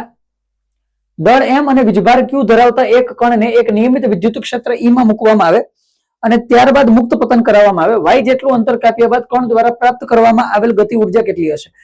જો હા પ્રાપ્ત કરવામાં આવેલ ગતિ ઉર્જા મેળવવાની કીધી ને, તો અહીંથી એક તો થાય ડાયરેક્ટ ગતિ ઉર્જા બરાબર વર્ક ડન, બરોબર ને? ગતિ પ્રાપ્ત કરવામાં આવેલ ગતિ ઉર્જા એના ઉપર કરવા પડતા કાર્ય જેટલી હોય, તો કાર્ય W બરાબર શું લાગી જાય બોલ? F into S.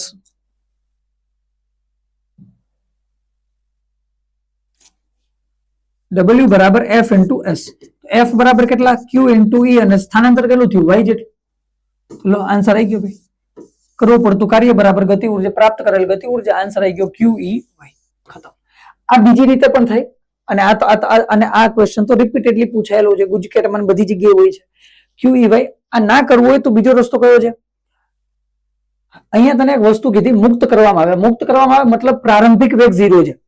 પ્રારંભિક વેગ 0 હોય તો અહીંથી થાય v² - u² = 2as. ત્યાંથી પણ આ કેસ બને. બતાવી દઉં તને ખાલી. આમ ના કરવું હોય તો બીજું, તો આપણી પાસે ફોર્મ્યુલા છે v² - u² = 2as. આ ફોર્મ્યુલા છે, બરાબર ને? તો અહીંથી તું એક વસ્તુ સમજ ધ્યાનથી. ફોર્મ્યુલા છે મારી પાસે v² - u² = 2s. તો અહીંથી v² હું એમને રહેવા દઉં તો અહીંયા શું બને બોલ? અહીંયા એવા 2, u તો 0 થઈ ગયા. a = મારી પાસે શું છે? QE/m અને સ્થાનાંતર કોના જેટલું? y જેટલું. તો v² ની વેલ્યુ કેટલી આવી? 2QE/m × y. હવે મારે શું મેળવવી? ગતિ ઉર્જા, પ્રાપ્ત કરેલ ગતિ ઉર્જા. તો ગતિ ઉર્જાનું સૂત્ર 1/2 mv².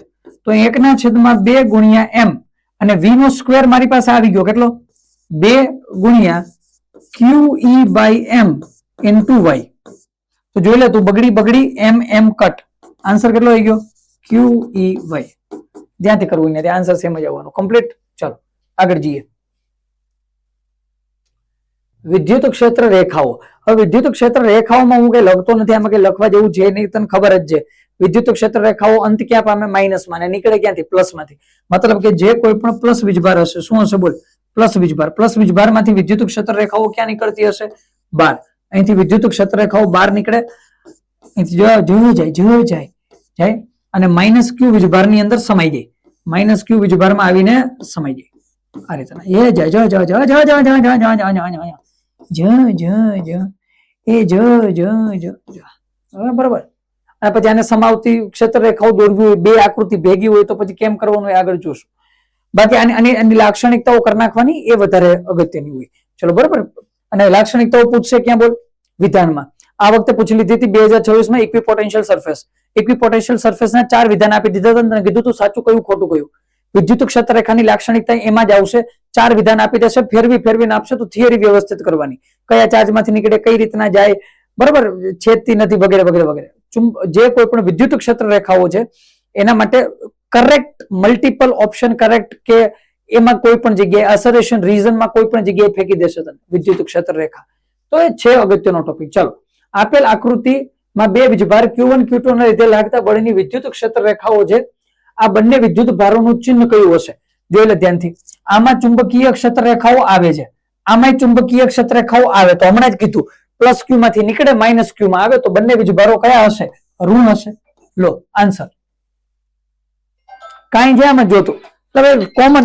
કોમન વસ્તુઓ છે, કોમન વસ્તુઓ છે. ચલો આગળ જઈએ. ચલો અહીંથી છે ફ્લક્સ, વિદ્યુત ફ્લક્સ, ઇલેક્ટ્રિક ફ્લક્સ. હવે ફ્લક્સ નો બેઝિક ફોર્મ્યુલા તો આપણને ક્લિયર હોય. હે, બેઝિક ફોર્મ્યુલામાં તો કોઈ કેસ નહીં. આપણી પાસે ફોર્મ્યુલા શું છે? phi E = E dot A. Complete કે નહીં બોલ? phi E = E dot A. અહીંથી ફોર્મેશન શું બને? phi E = EA cos theta. phi E = EA cos theta. હું આના ઓલામાં નથી લઈ જતો થિયરીમાં તને, પણ આપણને ખબર છે. અહીંથી પછી 3 કેસ બને. કયો કેસ છે બોલ? અહીંથી જો cos 0 હોય તો મેક્સિમમ ફ્લક્સ થઈ જાય છે કે નહીં? cos 0 1 complete. cos 90 હોય તો મિનિમમ 0 થઈ જાય. ચલો તો ભાઈ આ જ કેસ છે. આગળ જઈએ MCQ માં. પેલો જો, પાનાના સમતલમાં L મીટર બાજુ ધરાવતા એક ચોરસ પૃષ્ઠને એક નિયમિત વિદ્યુત ક્ષેત્ર E જે આકૃતિમાં દર્શાવ્યા પ્રમાણે ચોરસના સમક્ષિતિજ બાજુ સાથે સમક્ષિતિજ બાજુ સાથે થીટા કોણે એ જ સમતલ પર લાગે તેમાં મૂકેલ છે. વોલ્ટ ઇન્ટુ મીટરના એકમમાં પૃષ્ઠ સાથે સંલગ્ન વિદ્યુત ફ્લક્સ કેટલું હશે? આ તો ભાઈ 0, આ તો ક્લિયર કેસ છે. કેટલું થઈ જશે? 0. શું કીધું તને સમજાણું કે નહીં સમજાણું? બોલ. તને આમ કીધું કે ભાઈ માની લે કે આ પેજ આપેલું છે, આ પેજ અહીંથી આમ જાય વિદ્યુત ફ્લક્સ, જો આ જાય વિદ્યુત ફ્લક્સ, જો આ જાય. મતલબ કે આ એનું સમતલ હોય તો અહીંથી થીટા એંગલ બનાવે. તો ફ્લક્સ ક્યારે આવે? મતલબ આ કેસમાં થશે શું? સમજ ધ્યાનથી. આ કેસમાં અહીંયા જે કોઈ પણ પૃષ્ઠ છે એનો એરિયા વેક્ટર અહીંથી આમ આવશે કે નહીં? બોલ.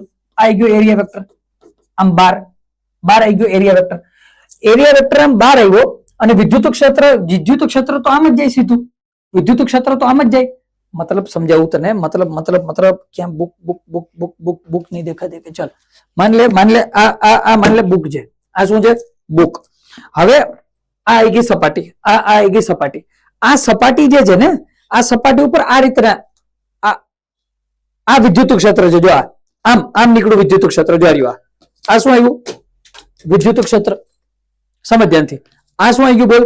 વિદ્યુત ક્ષેત્ર. આમ હવે આ વિદ્યુત ક્ષેત્ર છે અને આ આનો એરિયા વેક્ટર થશે.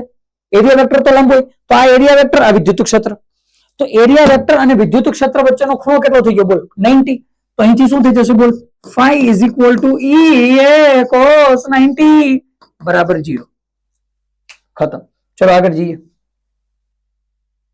અહીંથી ક્યાંથી જવાય? આ જો આગળ જઈએ. પાનાના સમતલમાં L મીટર બાજુ ધરાવતું એક ચોરસ પૃષ્ઠ. લો, આ તો કેમ જોઈને ખબર પડી ગઈ. એક નિયમિત વિદ્યુત ક્ષેત્ર E પણ પાનાના સમતલમાં છે. તેને ચોરસના પૃષ્ઠના માત્ર નીચેના અડધા ભાગ સુધી સીમિત કરેલ છે. પૃષ્ઠ સાથે સંકળાયેલ વિદ્યુત ફ્લક્સ કેટલું?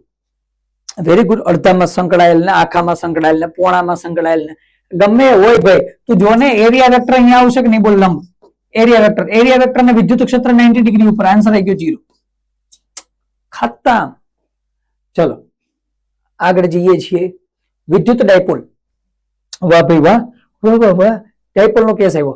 તો ભાઈ ડાયપોલમાં એક તો આપણને ખબર છે ડાયપોલ મોમેન્ટ. એક તો શું ખબર? બોલ આપણને.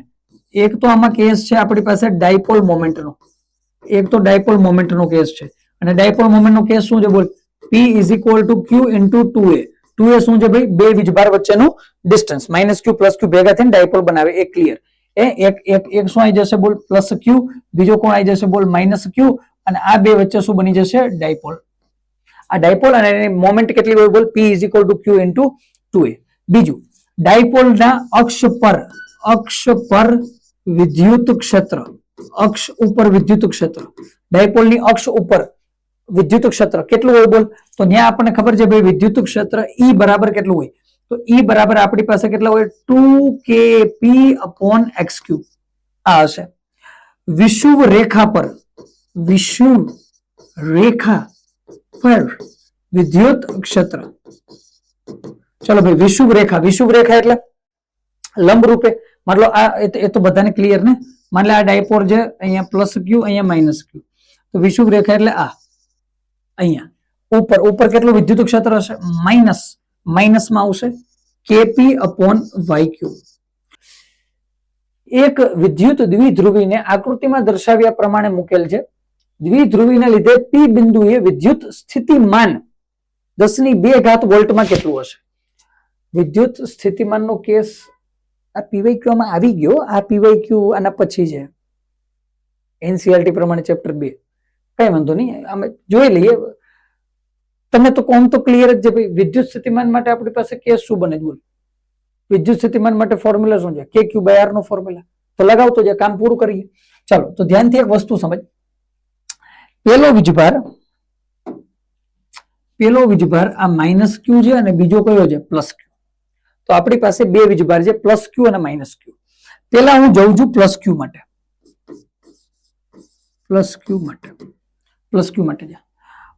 +Q થી આપણે P ઉપર વિદ્યુત સ્થિતિમાન મેળવવું. વિદ્યુત સ્થિતિમાન ક્યાં મેળવવાનું છે તારે? P બિંદુએ.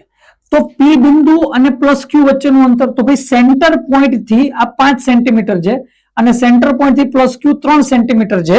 તો એનો મતલબ કે આ +Q અને P વચ્ચેનું અંતર કેટલું આવી જશે? બોલ. 2 સેન્ટીમીટર. કેટલું અંતર આવી જશે 2 સેન્ટીમીટર. હવે જો અંતર 2 સેન્ટીમીટર આવે તો પ્લસ ક્યુ ના લીધે પી ઉપર ઉદ્ભવતું સ્થિતિમાન કેટલું? તો હું શું કહું ભાઈ, પ્લસ ક્યુ માટે પી બિંદુ ઉપર ઉદ્ભવતું સ્થિતિમાન વી બરાબર, તો હું અહીં લખી નાખું કે તો અહીંયા આવ્યા કે,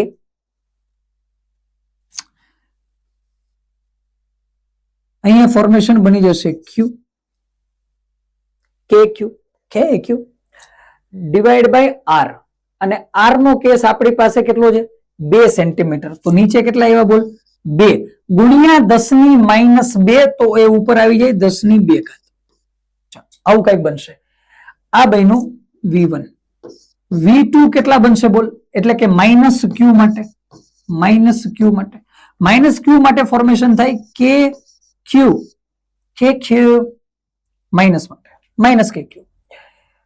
અહીંયા શું થશે બોલ કે ક્યુ. હવે આમાં અંતર કેટલું આવશે બોલ, તો P થી માઇનસ ક્યુ નું અંતર 5 6 7 ને 8, અહીંયા 8 અને અહીંયા 10⁻2. તો ડેલ્ટા V કેટલા થઈ જાય બોલ, ડેલ્ટા V થઈ જાય કે ક્યુ અને 10⁻2 હું કોમન લઈ લઉં, તો અહીંયા બચશે શું 1/2 1/8. શું બચશે બોલ 1/2 1/8. તો અહીંથી 4 માંથી 1 એટલે 3/8. તો આ થશે del V is equal two 3/8 કે ક્યુ 10 to the power 2. આન્સર 3/8 ક્યુ કે, અને 10⁻2 તો ઉપર આપ્યું 10⁻2 વોલ્ટ મળશે. ચલો કમ્પ્લીટ, સિમ્પલ કેસ હતો, કઈ નહીં. પોટેન્શિયલ નો કેસ આવી ગયો તો સમાન બાહ્ય ક્ષેત્રમાં મુકેલ ડાયપોલ દ્વિધ્રુવી. ચલો એમાં ડાયરેક્ટ જઈએ છીએ, એમાં અલગ કેસ નહીં હોય કઈ. બે બિંદુવત વીજભાર માઇનસ ક્યુ અને પ્લસ ક્યુ આકૃતિમાં દર્શાવ્યા પ્રમાણે એકબીજાથી એલ અંતરે મુકેલ છે. R much greater than L અંતરે વિદ્યુત ક્ષેત્રની તીવ્રતાનું મૂલ્ય કેવી રીતે બદલાય? તો ક્લિયર કેસ છે ભાઈ, 1/, સ્મોલ આર કેપિટલ આર નો કેસ જ નથી. ચલો 1/, સ્મોલ આર ક્યુબ, ખતમ, કમ્પ્લીટ ને. હમણાં ડાયપોલ ના સૂત્રો જોયા હતા આપણે, એ જ છે ભાઈ, અપોન એક્સ ક્યુબ ઓર વાય ક્યુબ ઓર આર ક્યુબ. ચલો અહીંયા એક્સ વાય ને બદલે આર નું કીધું, આર અંતરે. અચ્છા, હવે અહીંયા એક પ્રશ્ન એ થાય, અચ્છા અમુક નો પ્રશ્ન, જો એક્સ અક્ષ ઉપર કીધું હોત, અક્ષ પર અહીં, કારણ કે અહીંયા તો આપણે આર કોઈ પણ બાજુ લેવાનું કીધું, અહીંયા તો શું કીધું મન થઈને લઈ લેતું, અક્ષ ઉપર લઈ લે તો એક્સ ક્યુબ, તો અહીંયા 1/x ક્યુબ નું ફોર્મેશન. વિષુવ રેખા ઉપર લઈ લે તો વાય ક્યુબ નું, અને કોઈ પણ આર ને થીટા વાળું પદ બનાવી દે તો મેં હમણાં કીધું તું kp/r cube in bracket 1 √3 cos θ + 1 3 cos θ + 1. તો ભાઈ 1/r ક્યુબ નું ફોર્મેશન બનશે. ચલો આગળ જઈએ. ધ્રુવીય અણુઓ એ એવા અણુઓ છે જે કાયમીય વિદ્યુત દ્વિધ્રુવી ચાકમાત્ર ધરાવે. ચલો આ તો કરેક્ટ જ છે, બીજા હોય કે ના હોય. શૂન્ય નહીં જ નહીં તે વિદ્યુત સ્થાનાંતર વિદ્યુત ક્ષેત્રમાં દ્વિધ્રુવી ચાકમાત્ર પ્રાપ્ત કરે છે. ચલો પેલું જ આવશે, કાયમી વિદ્યુત દ્વિધ્રુવી ચાકમાત્ર ધરાવે. ચલો આગળ જઈએ. ત્રણ બિંદુવત વીજભાર +q -2q +q એ અનુક્રમે x0 y0 ya z0 x0 y0 z0 xa y0 z0 પર મુકેલ છે. વિદ્યુત ભારના સંયુક્ત વિદ્યુત દ્વિધ્રુવી ચાકમાત્ર સદિશના મૂલ્ય અને દિશા કયા હશે? ચાલ ધ્યાનથી જો, સાંભળ ધ્યાનથી. સૌથી પહેલા તો લાઈન બનાવીએ. ચાલ ધ્યાનથી જો, સાંભળ. થોડોક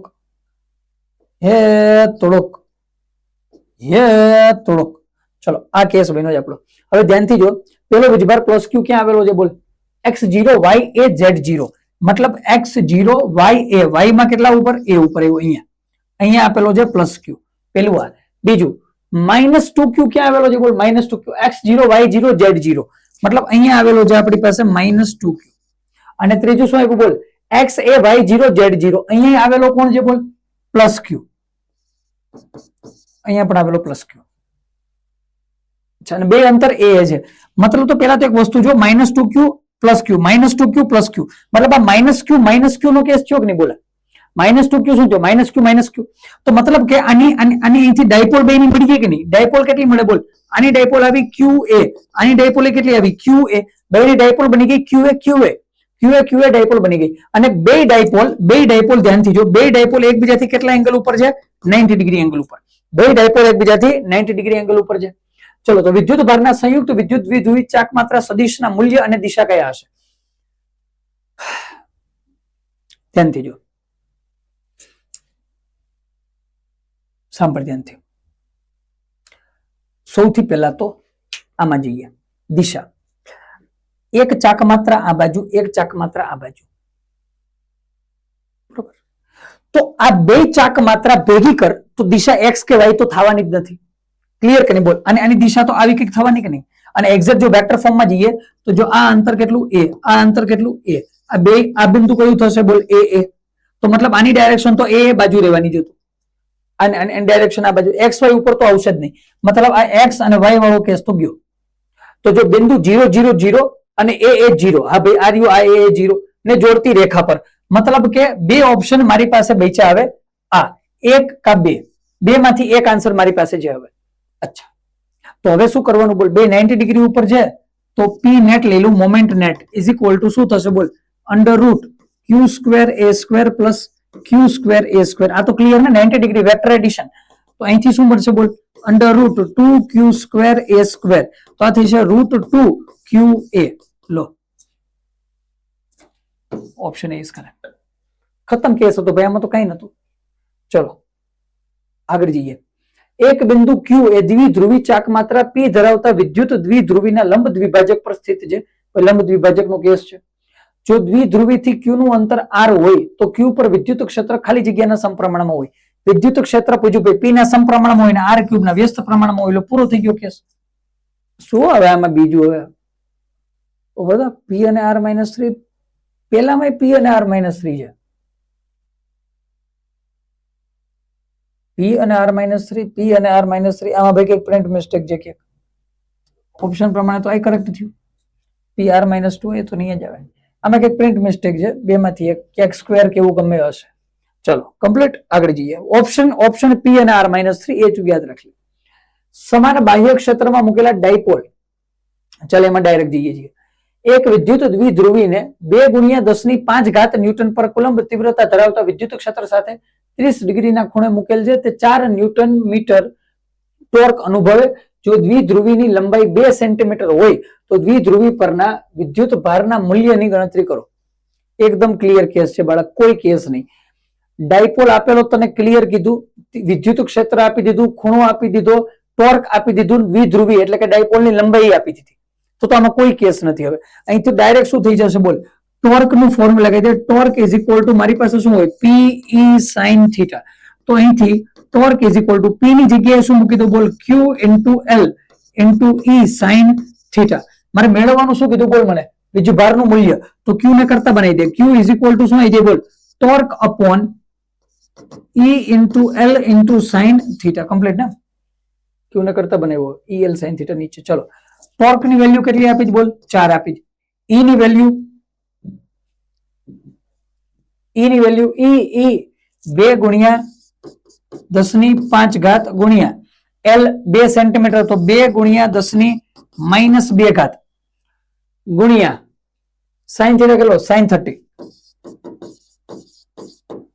અહીંથી જો 2 2 4 4 ગયા, sin 30 1/2 તો ઉપર આવી જશે કેટલા? 2 ગુણ્યા અહીંયા -2 અને 5 તો નીચે વધ્યા +3, ઉપર આવીને 2 × 10⁻³ કુલમ. ચાલો 2 અચ્છા તો એ જ થઈ ગયું ને? શું થઈ બોલ? 2 mc મિલિકોનો આવી ગયો આન્સર બી. આ નીટ 2023 જો એટલે કઈ જાય એમાં તો કમ્પ્લીટ. એટલે જો તું એક વસ્તુ યાદ રાખ, torque equal to P sin θ, torque equal to mb sin θ, torque equal to general કેસમાં rf sin θ. આ ત્રણ માંથી કંઈક ને કંઈક તો તને મળવાનું છે. ટોર્ક વગર પેપર તો બનવાનું નથી. ટોર્ક તો જોઈ લેજે. ચાલો એના પછી એક વિદ્યુત ધ્રુવી નીટ ફેઝ 2 2016, આ એનો એ જ કેસ છે.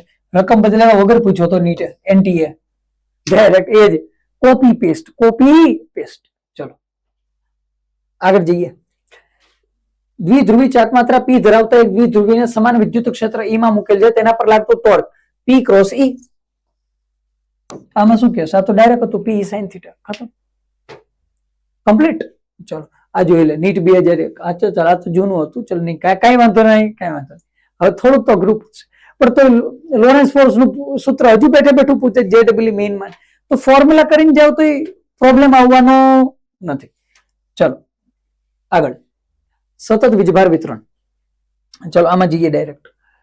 5 સેન્ટીમીટર બાજુ ધરાવતા ધાતુના એક ઘનને 6 માઇક્રોકુલમ થી વીજભારિત કરવામાં આવે આ ઘન પર વિદ્યુત ભારની પૃષ્ઠ ઘનતા કેટલી હશે? બાળક પૃષ્ઠ ઘનતા તને મેળવવાનું કીધું. પૃષ્ઠ ઘનતાનો ફોર્મ્યુલા આપણી પાસે ડાયરેક્ટ છે. પૃષ્ઠ ઘનતા તો અહીંયા હું કહી દઉં સિગ્મા. પૃષ્ઠ ઘનતા સિગ્મા સિગ્મો સિગ્મો એ સિગ્મો સિગ્મો. ચલો તો અહીંથી ડાયરેક્ટ પૃષ્ઠ ઘનતામાં જઈએ. પૃષ્ઠ ઘનતા sigma is equal to Q by A નું ફોર્મેશન બનશે ભાઈ. બરાબર. 5 સેન્ટીમીટર બાજુ ધરાવતો ધાતુનો ઘન છે. ઘન એટલે સમઘન. તો ઉપર પહેલા તો વીજભાર લખ 6 માઇક્રોકુલમ. તો 6 ગુણ્યા 10 ની માઇનસ 6 ઘાત. 6 ગુણ્યા 10 ની માઇનસ 6 ઘાત. એ બરાબર કેટલા થશે બોલ? તો અહીંયા તો 6l સ્ક્વેર થઈ કે નહીં બોલ? એક બાજુ માટે l સ્ક્વેર, 6 બાજુ છે તો 6l સ્ક્વેર. તો અહીંથી 6 અને l સ્ક્વેર કેટલા બોલ? લંબાઈ છે 5 સેન્ટીમીટર. તો અહીંયા 5 ગુણ્યા 10 ની માઇનસ 2 ઘાત નો વર્ગ થઈ ગયો 6l સ્ક્વેર. તો અહીંથી છગડી ગઈ પહેલા તો 10 ની માઇનસ 6 બચી અને નીચે 5 નો વર્ગ કેટલો બચશે બોલ? 25 ગુણ્યા 10 ની માઇનસ 4 ઘાત. કેટલા બચશે બોલ? 10 ની માઇનસ 6. નીચે કેટલા બચશે? 5 નો વર્ગ કેટલો થઈ ગયો? 25. 25 ગુણ્યા 10 ની માઇનસ 4 ઘાત બચે. કમ્પ્લીટ. તો અહીંયા શું બચ્યું બોલ? અહીંયા શું બચશે? અહીંયા બચશે 1/25. હું એક કામ કરું, અહીંથી -4 અને અહીંથી -4 કટ. તો અહીંયા કેટલા બચ્યા બોલ? 10 ની માઇનસ 2. એક તો આ બચ્યું 10 ની માઇનસ 2. હવે ઉપર નીચે હું 100 વડે મલ્ટીપ્લાય કરી દઉં. ઉપર 100/25 થયા. આ કેટલા થઈ ગયા બોલ? 100 તો અહીંથી જ આન્સર દેખાવ મીઠો. કઈ વાંધો નહીં. ચાલ 100/25 ઇન્ટુ ઉપર કેટલા બચ્યા? 10 ટુ ધી પાવર -2 અને નીચે મેં 10 ની 2 વડે ઉપર નીચે 100 થી ગુણ નાખ્યા. તો અહીંયા કેટલા આવ્યા? 4 ગુણ્યા 10 ની માઇનસ 4. 4 ગુણ્યા 10 ની માઇનસ 4. અચ્છા ઓપ્શન નથી તો અહીંયા શું થઈ જાય? 0.4 ગુણ્યા 10 ની minus 3. Are you answer complete. 0.4 ગુણ્યા 10 ની માઇનસ 3. 4 ગુણ્યા 10 ની માઇનસ 4. કમ્પ્લીટ. ક્લિયર કે નહીં? કમ્પ્લીટ. આગળ જઈએ. હવે જો 10 સેન્ટીમીટર ત્રિજ્યા ધરાવતા એક ગોળાકાર સુવાહકને 3.2 ગુણ્યા 10 ની માઇનસ 7 ઘાત વીજભાર નિયમિત રીતે વિતરિત થયેલ છે. ગોળાના કેન્દ્રથી 25 સેન્ટીમીટર આવેલા બિંદુએ વિદ્યુત ક્ષેત્રનું મૂલ્ય કેટલું? તો આ પતી ગયું ને ભાઈ. ગોળાકાર સુવાહક બિંદુ આપી દીધું, 10 સેન્ટીમીટર ત્રિજ્યા છે. તો કયું ફોર્મેશન આવશે બોલો? અંતર આપ્યું 15 સેન્ટીમીટર. તો અહીં તો ડાયરેક્ટ મૂકી દે kq/r². ખતમ છે કેસ. આ તો અહીંથી ઇલેક્ટ્રિક ફિલ્ડ મેળવું તારે. E બરાબર kq/r². થઈ ગયું ને? તો k કેટલા છે બોલ? k છે 9 ગુણ્યા 10 ની 9 ગુણ્યા q કેટલો છે? 3.2 ગુણ્યા 10 ની માઇનસ 7 વીજભાર છેદમાં આર અંતર કેટલું છે બોલ? 15 સેન્ટીમીટર. તો અહીંથી 15 ગુણ્યા 10 ની માઇનસ 2 ઘાત નો વર્ગ. ચલો થઈ ગયું. હવે સોલ્વ કરી નાખ. અહીંથી સોલ્વ કરી નાખ. સોલ્વ કેમ કરશું બોલ બોલ બોલ બોલ? અહીંથી 9 3 થઈ જાય 27. સાંભળ ધ્યાનથી. બનાવ 9 3 અને નીચે છે 15. 9 3 અને નીચે છે 15. 9 3 થઈ ગયા 27. નીચે 15 નો વર્ગ થઈ જાય 225. અચ્છા હજી એક ફોર્મેશન બનાવી દઈએ. 9 3 27 અને 9 2 18 એટલે 29 પોઈન્ટ સમથિંગ થયા. 29 કીધું. 29 સમથિંગ. આ 1.8 થશે. તો આ થઈ ગયા 29 ઇન્ટુ -7 ને 9 છે તો 10 ટુ ધી પાવર 2 અપોન 15 નો સ્ક્વેર કેટલો? 225 ઇન્ટુ 10 ટુ ધી પાવર -4. તો આ થઈ ગયા 29 ના છેદમાં 225. 29 ના છેદમાં 225. અહીંથી મને એક વસ્તુ ખબર છે, જો આ 290 ના 225 થાય તો 225 એક 225 અને આન્સર મને જો 4 માં 1.28 આપ્યો. મતલબ મને ખબર છે કે જો આને હું આવું બનાવી દઉં, ધ્યાનથી સાંભળજે, 290 into 10 290 into 10 upon 225 into 10 to the power -4. આ 290 અપોન 225 ઓલમોસ્ટ કોના બરાબર આવવાનું છે? 1.28. કારણ કે 4 માં 1.28 આપેલા છે. ઇન્ટુ આ 10 ટુ ધી પાવર -4 ઉપર જાય તો plus 10 to the power 5. 10 to the power હા છે. અરે ન્યૂટન પર કુલમ. ચલો કમ્પ્લીટ. તો એક મેથેમેટિકલ ફોર્મેશનમાં ધ્યાન રાખવાનું, બાકી કઈ પ્રશ્ન જેવું નથી. ચલો આગળ જો.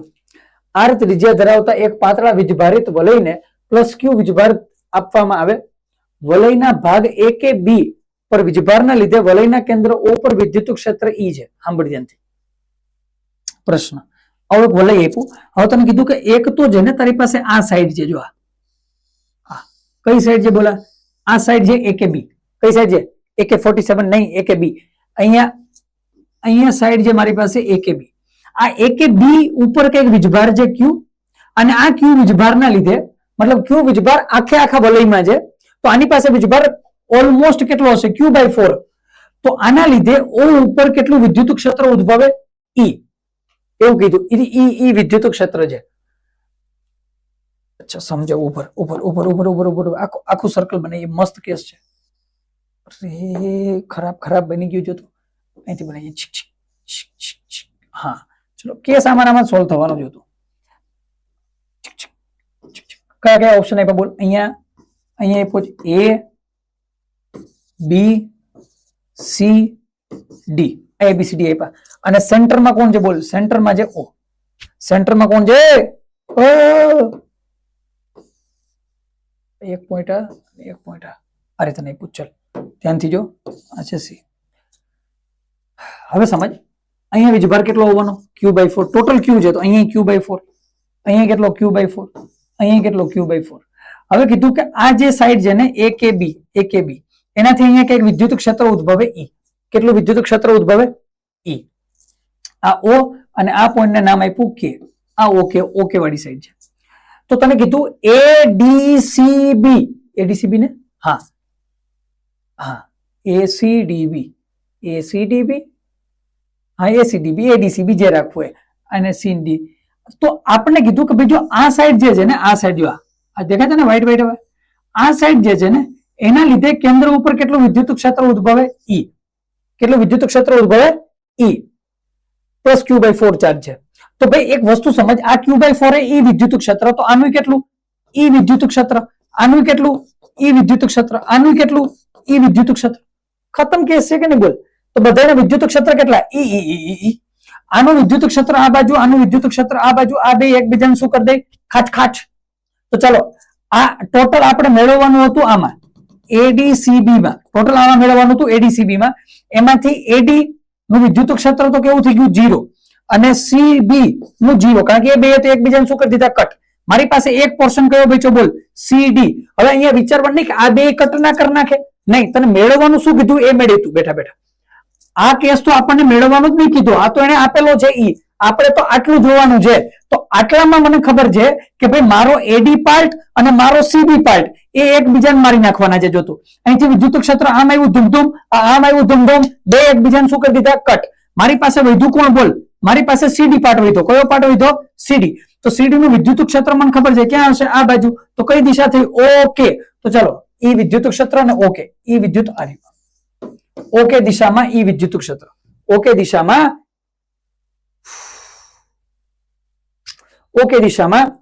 ભયું ક્યું બધું? હા OK દિશામાં E વિદ્યુત ક્ષેત્ર મળશે. ચલો કમ્પ્લીટ. અરે આ દિશામાં આ એકબીજાને શું કરી દે? કાચ. આને આપણે અત્યારે ગણતા નથી. ચાલો ત્રિજ્યા A અને રેખીય વીજભાર ઘનતા લેમ્બડા ધરાવતા એક અર્ધવર્તુળના કેન્દ્ર પર વિદ્યુત ક્ષેત્ર તરીકે ખાલી જગ્યા આપો. આ તો ભાઈ ફોર્મ્યુલા બેઝ કેસ થઈ ગયો. λ/2ε0. આ તો કમ્પ્લીટ ને? આ તો બેઠું છે. ચલો આગળ જઈએ. હા ગોસનો નિયમ. ભાઈ ગોસનો નિયમ શું કે બોલ? phi is equal to close integral E dot ds vector is equal to શું છે બોલ? Q enclosed upon epsilon naught. આ છે ગોસનો નિયમ. બરાબર. અને ગોસના નિયમના કેસ તો આગળ એક પછી એક એક્ઝામ્પલમાં જોતા જશું. આ ક્લિયર કેસ છે. અંદરનો વીજભાર ગણતો જવાનો. અને નીટમાં તો એવા ક્વેશ્ચન પૂછાયેલા છે ફ્લક્સમાંથી અને ગોસમાંથી. આ બે એવું છે. કોઈ પણ જગ્યાએ જો તને flux net specific for net જો ફ્લક્સ પૂછે ત્યારે 0 આટી દેવાનો. મેગ્નેટિકમાં એમ જ પીવાઈ ગયું. જો ફ્લક્સ પૂછે તો 0 મૂકી દેવાનું. અને જો તને ક્યાંક ગોસ દેખાઈ જાય તો Q/6ε0 મૂકી દેવાના. જો કે 2-3 માં 8ε0 આવશે. જોતું સ્થિત વિદ્યુત શાસ્ત્રના ગોસના નિયમ પ્રમાણે બદ્ધ સપાટીમાંથી પસાર થતું વિદ્યુત ફ્લક્સ કોના ઉપર આધાર રાખે? સપાટીનું ક્ષેત્રફળ, આકાર, ઘેરાયેલ કદ, સપાટી દ્વારા ઘેરાયેલ વિદ્યુત ભારનો જથ્થો. ચલો B. કમ્પ્લીટ ને ક્યુ ઇનસાઇડ હમણાં લખ્યું હતું ક્યુ ઇનસાઇડ અપોન એપ્સિલોન નોટ સપાટી દ્વારા ઘેરાયેલ અંદરનો જે વિદ્યુત ભારનો જથ્થો હોય એના ઉપર આધાર રાખશે ક્યુ ઇનસાઇડ. ચલો બરોબર. આગળ વિદ્યુત ભાર ક્યુ માઇક્રોકુલમ છે એ ઘનના કેન્દ્ર પર મૂકેલ છે. તેની કોઈ પણ એક બાજુમાંથી બહારની તરફ નીકળતું ફ્લક્સ કયું હશે બોલ. તો ભાઈ આ તો કયું થઈ ગયું બોલ ક્યુ બાય 6 એપ્સિલોન નોટ. સમઘન છે ને સમઘન આપ્યું તો સમઘનની કેટલી બાજુ 6 બાજુ હોય તો કેટલા ક્યુ બાય 6 એપ્સિલોન નોટ. અને માઇક્રોકુલમ માંથી કુલમમાં ફેરવા તો કીધું ને એસઆઈ એકમમાં એટલે કુલમમાં તો ક્યુ ગુણ્યા 10⁻⁻⁶ અને 6 epsilon naught Q into 10 to the power -6 એટલે આવી ગયા એસઆઈ એકમમાં ક્યુ બાય 6 એપ્સિલોન નોટ. કમ્પ્લીટ. ચલો આગળ જઈએ. ગોસ તો સહેલું છે. Vector E dot ds vector equal to 0 હોય તો આ 2023 જો તમામ વીજભારો સપાટીની અંદર હોવા જોઈએ પેલો કેસ. બીજું સપાટીની અંદર તો ના હોવા જોઈએ અંદર હોય તો 0 નહીં થાય. સપાટીની અંદરનું વિદ્યુત ક્ષેત્ર નિયમિત રહેવું જોઈએ. ઓકે. બીજું સપાટીમાંથી પ્રવેશતી ફ્લક્સ રેખાની સંખ્યા તેમાંથી બહાર નીકળતી ફ્લક્સ રેખાની સંખ્યા બરાબર હોવી જોઈએ. ડન છે. વિદ્યુત ક્ષેત્રનું મૂલ્ય આ બનશે સી. શા માટે જેટલી ક્ષેત્ર રેખા અંદર આવે એટલી જ બહાર જાય. તો જેટલું ફ્લક્સ અંદર આવ્યું એટલું બહાર ગયું તો શું કરી નાખ્યું એકબીજાને કટ કરી નાખ્યા ફ્લક્સ 0. ફ્લક્સ હોય શું ખબર છે ને ફ્લક્સ નો મતલબ શું છે બોલ સમતલમાંથી પસાર થતી ક્ષેત્ર રેખાઓની સંખ્યા. હવે જેટલી અંદર આવે એટલી જ બહાર વહી ગઈ તો કેટલી પસાર થઈ 0. ચાલો ઓકે નબીતા. ચલો જો બિંદુવત વીજભાર ક્યુ એ બાજુ એ ધરાવતા ઘનના કોઈ એક શિરોબિંદુ પર હોય તો તેમાંથી પસાર થતું ફ્લક્સ કેટલું. વીજભાર ક્યુ બાજુ એ ધરાવતા ઘનના શિરોબિંદુ પર છે. ક્યાં છે બોલ શિરોબિંદુ પર છે. 3D નહીં આવતું આમાં જોતું સાંભળી અહીંથી મતલબ અહીંથી એ હોય ચલો મતલબ અહીંથી ચુકુક ચલો આજે હવે આના શિરોબિંદુ પર આમાં ક્યાંક જે વીજભાર ક્યુ તો શું કરવું પડે બોલો એક સમઘન અહીંયા એક સમઘન અહીંયા એક સમઘન અહીંયા એક સમઘન અહીંયા આવો એક કેસ પણ છે એનસીઆરટી માં. તો અહીંયા 1 2 3 4 અને પાછળ એટલા જ રાખવા પડે ખૂણા અહીંયા ખૂણા આ બાજુ બહારની બાજુ છે તો આની ઉપર અહીંયા એક અહીંયા તો આની અડધો ભાગ આનો ઢંકાઈ ગયો. હવે શું કરવું પડે એક આવી રીતના 12 1 2 3 અને 4 ટોટલ કેટલા થાય 8. તો અહીંયા કેટલા થશે બોલ ક્યુ બાય 8 એપ્સિલોન નોટ. ખતમ. બિંદુ વીજભાર સમઘનના કોઈ એક શિરોબિંદુ પર હોય તો તેમાંથી પસાર થતો flux Q by 8 epsilon naught. Complete. Clear. આમ જો સાંભળ ધ્યાનથી હું આમાં વધારે ડીપ નહીં લઈ જતો તને ગોસમાં બીજા બધા એમ કરાવ્યું. આ નોર્મલ કેસમાં કમ્પેરેટિવલી ઈઝી હોય છે બરાબર. તો આ હું એવું માનીને ચાલુ છું કે તારું એનસીઆરટી સુધીનું ક્લિયર છે બધું. એ હોય તો પછી આમાં ક્યાંય પ્રશ્ન નથી તને. ચલો એક વીજભાર ક્યુ ત્રિજ્યા r ધરાવતી ગૌસિયન ગોળાકાર સપાટી દ્વારા ઘેરાયેલ છે. જો ત્રિજ્યા બમણી કરવામાં આવે તો કાંઈ ફેર નહીં પડે એ જ રહેશે. એટલે ક્યુ ઇનસાઇડ અપોન એપ્સિલોન નોટ છે. હું એમ કહું અહીંયા છે ત્રિજ્યા હતી કેટલી r આની અંદર વીજભાર હતો ક્યુ ઇનસાઇડ. હવે જો હું ત્રિજ્યા બમણી કરીને 2r કરી દઉં તો અંદરનો વીજભાર તો એમને જ રહે ને એમાં થોડો ફેરફાર થાય ભાઈ તો એનું એ જ રહેશે કઈ ફેરફાર નહીં થાય. ચલો આગળ. એક પોલા નળાકારની અંદરનો વીજભાર ક્યુ છે. વાહ આમાં આપ્યું ભાઈ અંદર કેટલો વીજભાર છે ક્યુ વીજભાર છે. જો વક્ર સપાટી બી સાથે સંકળાયેલ ફ્લક્સ φ હોય આ બી સાથે સંકળાયેલ ફ્લક્સ કેટલું છે બોલ φ. તો સમતલ સપાટી એ સાથે સંલગ્ન ફ્લક્સ કેટલું હશે. ચાલો બે વસ્તુ અહીંયા એક વસ્તુ જો ધ્યાનથી ટોટલ ફ્લક્સ આનું કેટલું થાય બોલ ટોટલ. હું કહું ટોટલ ફ્લક્સ ટોટલ વીજભાર એની અંદર ક્યુ છે તો એ સપાટીનું ફ્લક્સ કેટલું હશે બોલ. પેલું વ્હાઈટ માર્કર લઈ લો સાંભળ જો ધ્યાનથી સમજ. એ નું ફ્લક્સ કેટલું બોલ તો એ કહું φ a પ્લસ બી નું ફ્લક્સ કેટલું φ b પ્લસ સી નું ફ્લક્સ કેટલું φ c બરાબર. ટોટલ કેટલું હશે બોલ flux Q by epsilon naught. Clear કે નહીં બોલ ટોટલ ક્યુ બાય કારણ કે અંદર વીજભાર ક્યુ છે. હવે φ a ને φ c તો સેમ છે તો φ c બરાબર φ a લખી નાખું તો અહીંયા મને મળે 2φ a પ્લસ φ b બરાબર ક્યુ બાય એપ્સિલોન નોટ. હા બરોબર ભાઈ. હવે ધ્યાનથી સમજ તો 2φ a equal to Q by epsilon not minus φ b b નું ફ્લક્સ તો φ આપેલું છે તો આનું કીધું φ. તો અહીંથી φ a બરાબર 1/2 in bracket Q by epsilon not minus φ. Answer complete. સહેલું હોય જોતો. વીજભાર ઘનતા ક્યુ એ ઘનના કેન્દ્ર પર રહેલ છે કોઈ પણ બાજુમાંથી પસાર થતું પાઈ ક્યુ બાય 6 એપ્સલ ક્યુ બાય હા થઈ ગયું ક્યુ બાય આ ક્યુ આ 6 આ epsilon naught 4 pi multiply divide ચાલો આવી ગયું ક્યુ બાય 6 એપ્સિલન નોટ બરાબર 4 પાઈ ઉડી ગયા. એક વીજભાર ક્યુ માઇક્રોકુલમ એ ઘનના કેન્દ્ર પર મૂકેલ છે. કોઈ એક બાજુમાંથી બહાર નીકળતું ફ્લક્સ એટલે કેટલી વાર પૂછશે વીજભાર ક્યાં છે ઘનના કેન્દ્ર પર કોઈ એક બાજુમાંથી નીકળતું ફ્લક્સ આ માઇક્રોકુલમમાં છે તો 10⁻6 ઘાત 10⁻ પેલા તો -6 ઘાત એક જ જગ્યાએ જાય ત્યાંથી જ ખતમ થઈ ગયો કેસ -3 તો આવે જ નહીં અને ઓલામાં એમને ક્યુ મૂક્યા તો નહીં જ થાય હે માઇક્રોકુલમ નો કેસ છે.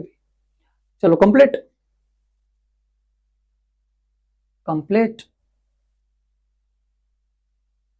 એક બિંદુવત વીજભાર પ્લસ ક્યુ ને એલ બાજુ ધરાવતા ઘનના કેન્દ્ર પર મૂકેલ આ ઘનમાંથી બહાર નીકળતું વિદ્યુત ફ્લક્સ કેટલું હશે? આ તો ભાઈ આખા ઘન માટે પૂછ્યું તો ક્યુ બાય એપ્સિલન નોટ બાજુ હોત તો ક્યુ બાય 6 એપ્સિલન નોટ.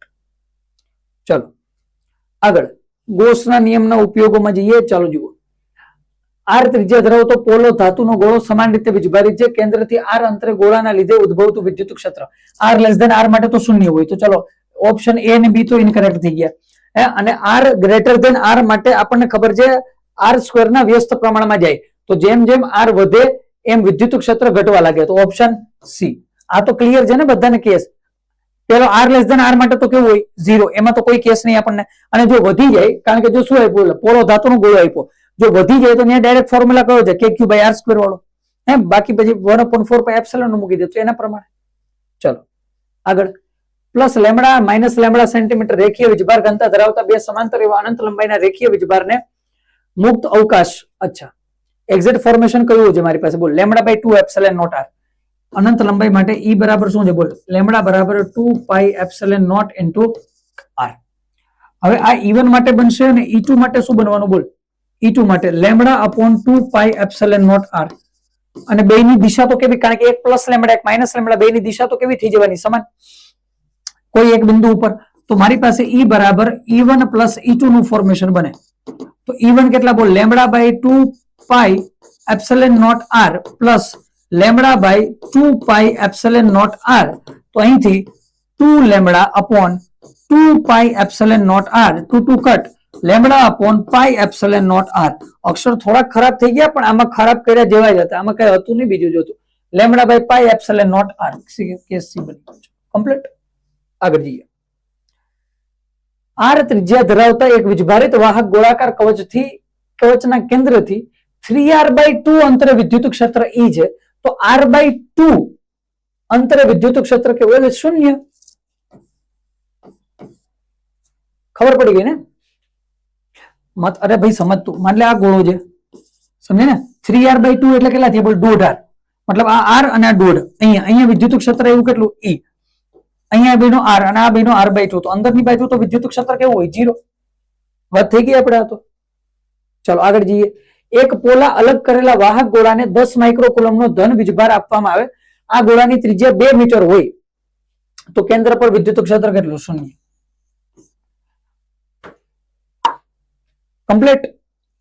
ચલો અને અહીંથી થેન્ક યુ ભાઈ ઇલેક્ટ્રોસ્ટેટિક્સ ના પીવાયક્યુ હતા મેજર બધામાં મેજર એટલે ઓલમોસ્ટ બધા કવર થઈ ગયેલા પીવાયક્યુ છે લગભગ કઈ બાકી નહીં રહેતું મતલબ આના ઉપરથી ખબર એ પડે કે બે સેક્શન હવે તો આપણે વિડીયો જોઈ લીધું બે સેક્શન માંથી ક્વેશ્ચન વધારે બનશે પેલું છે કુલમનો નિયમ થોડું ઘણું વિદ્યુત ક્ષેત્ર બાકી કુલમનો નિયમ અને બીજું છે ગોસ ગોસ માંથી મેં અમુક ક્વેશ્ચન આમાં નથી લીધા કારણ કે રિપીટ થતા હતા એના એ રિપીટ થતા હતા તો બધા ક્વેશ્ચન ઇન્વોલ્વ નથી કર્યા બાકી આમાંથી ગોસ માંથી ઘણા બધા પૂછાયેલા છે તો ગોસ ની એક થિયરી સાથે વ્યવસ્થિત કન્સેપ્ચ્યુઅલ MCQ સોલ્વ કરી અને તૈયારી પૂરી રાખવાની અને બાકી આની સાથે ઇલેક્ટ્રોસ્ટેટિક્સ પૂરું આવતા લેક્ચરમાં મળશું નવા ચેપ્ટર સાથે થેન્ક યુ.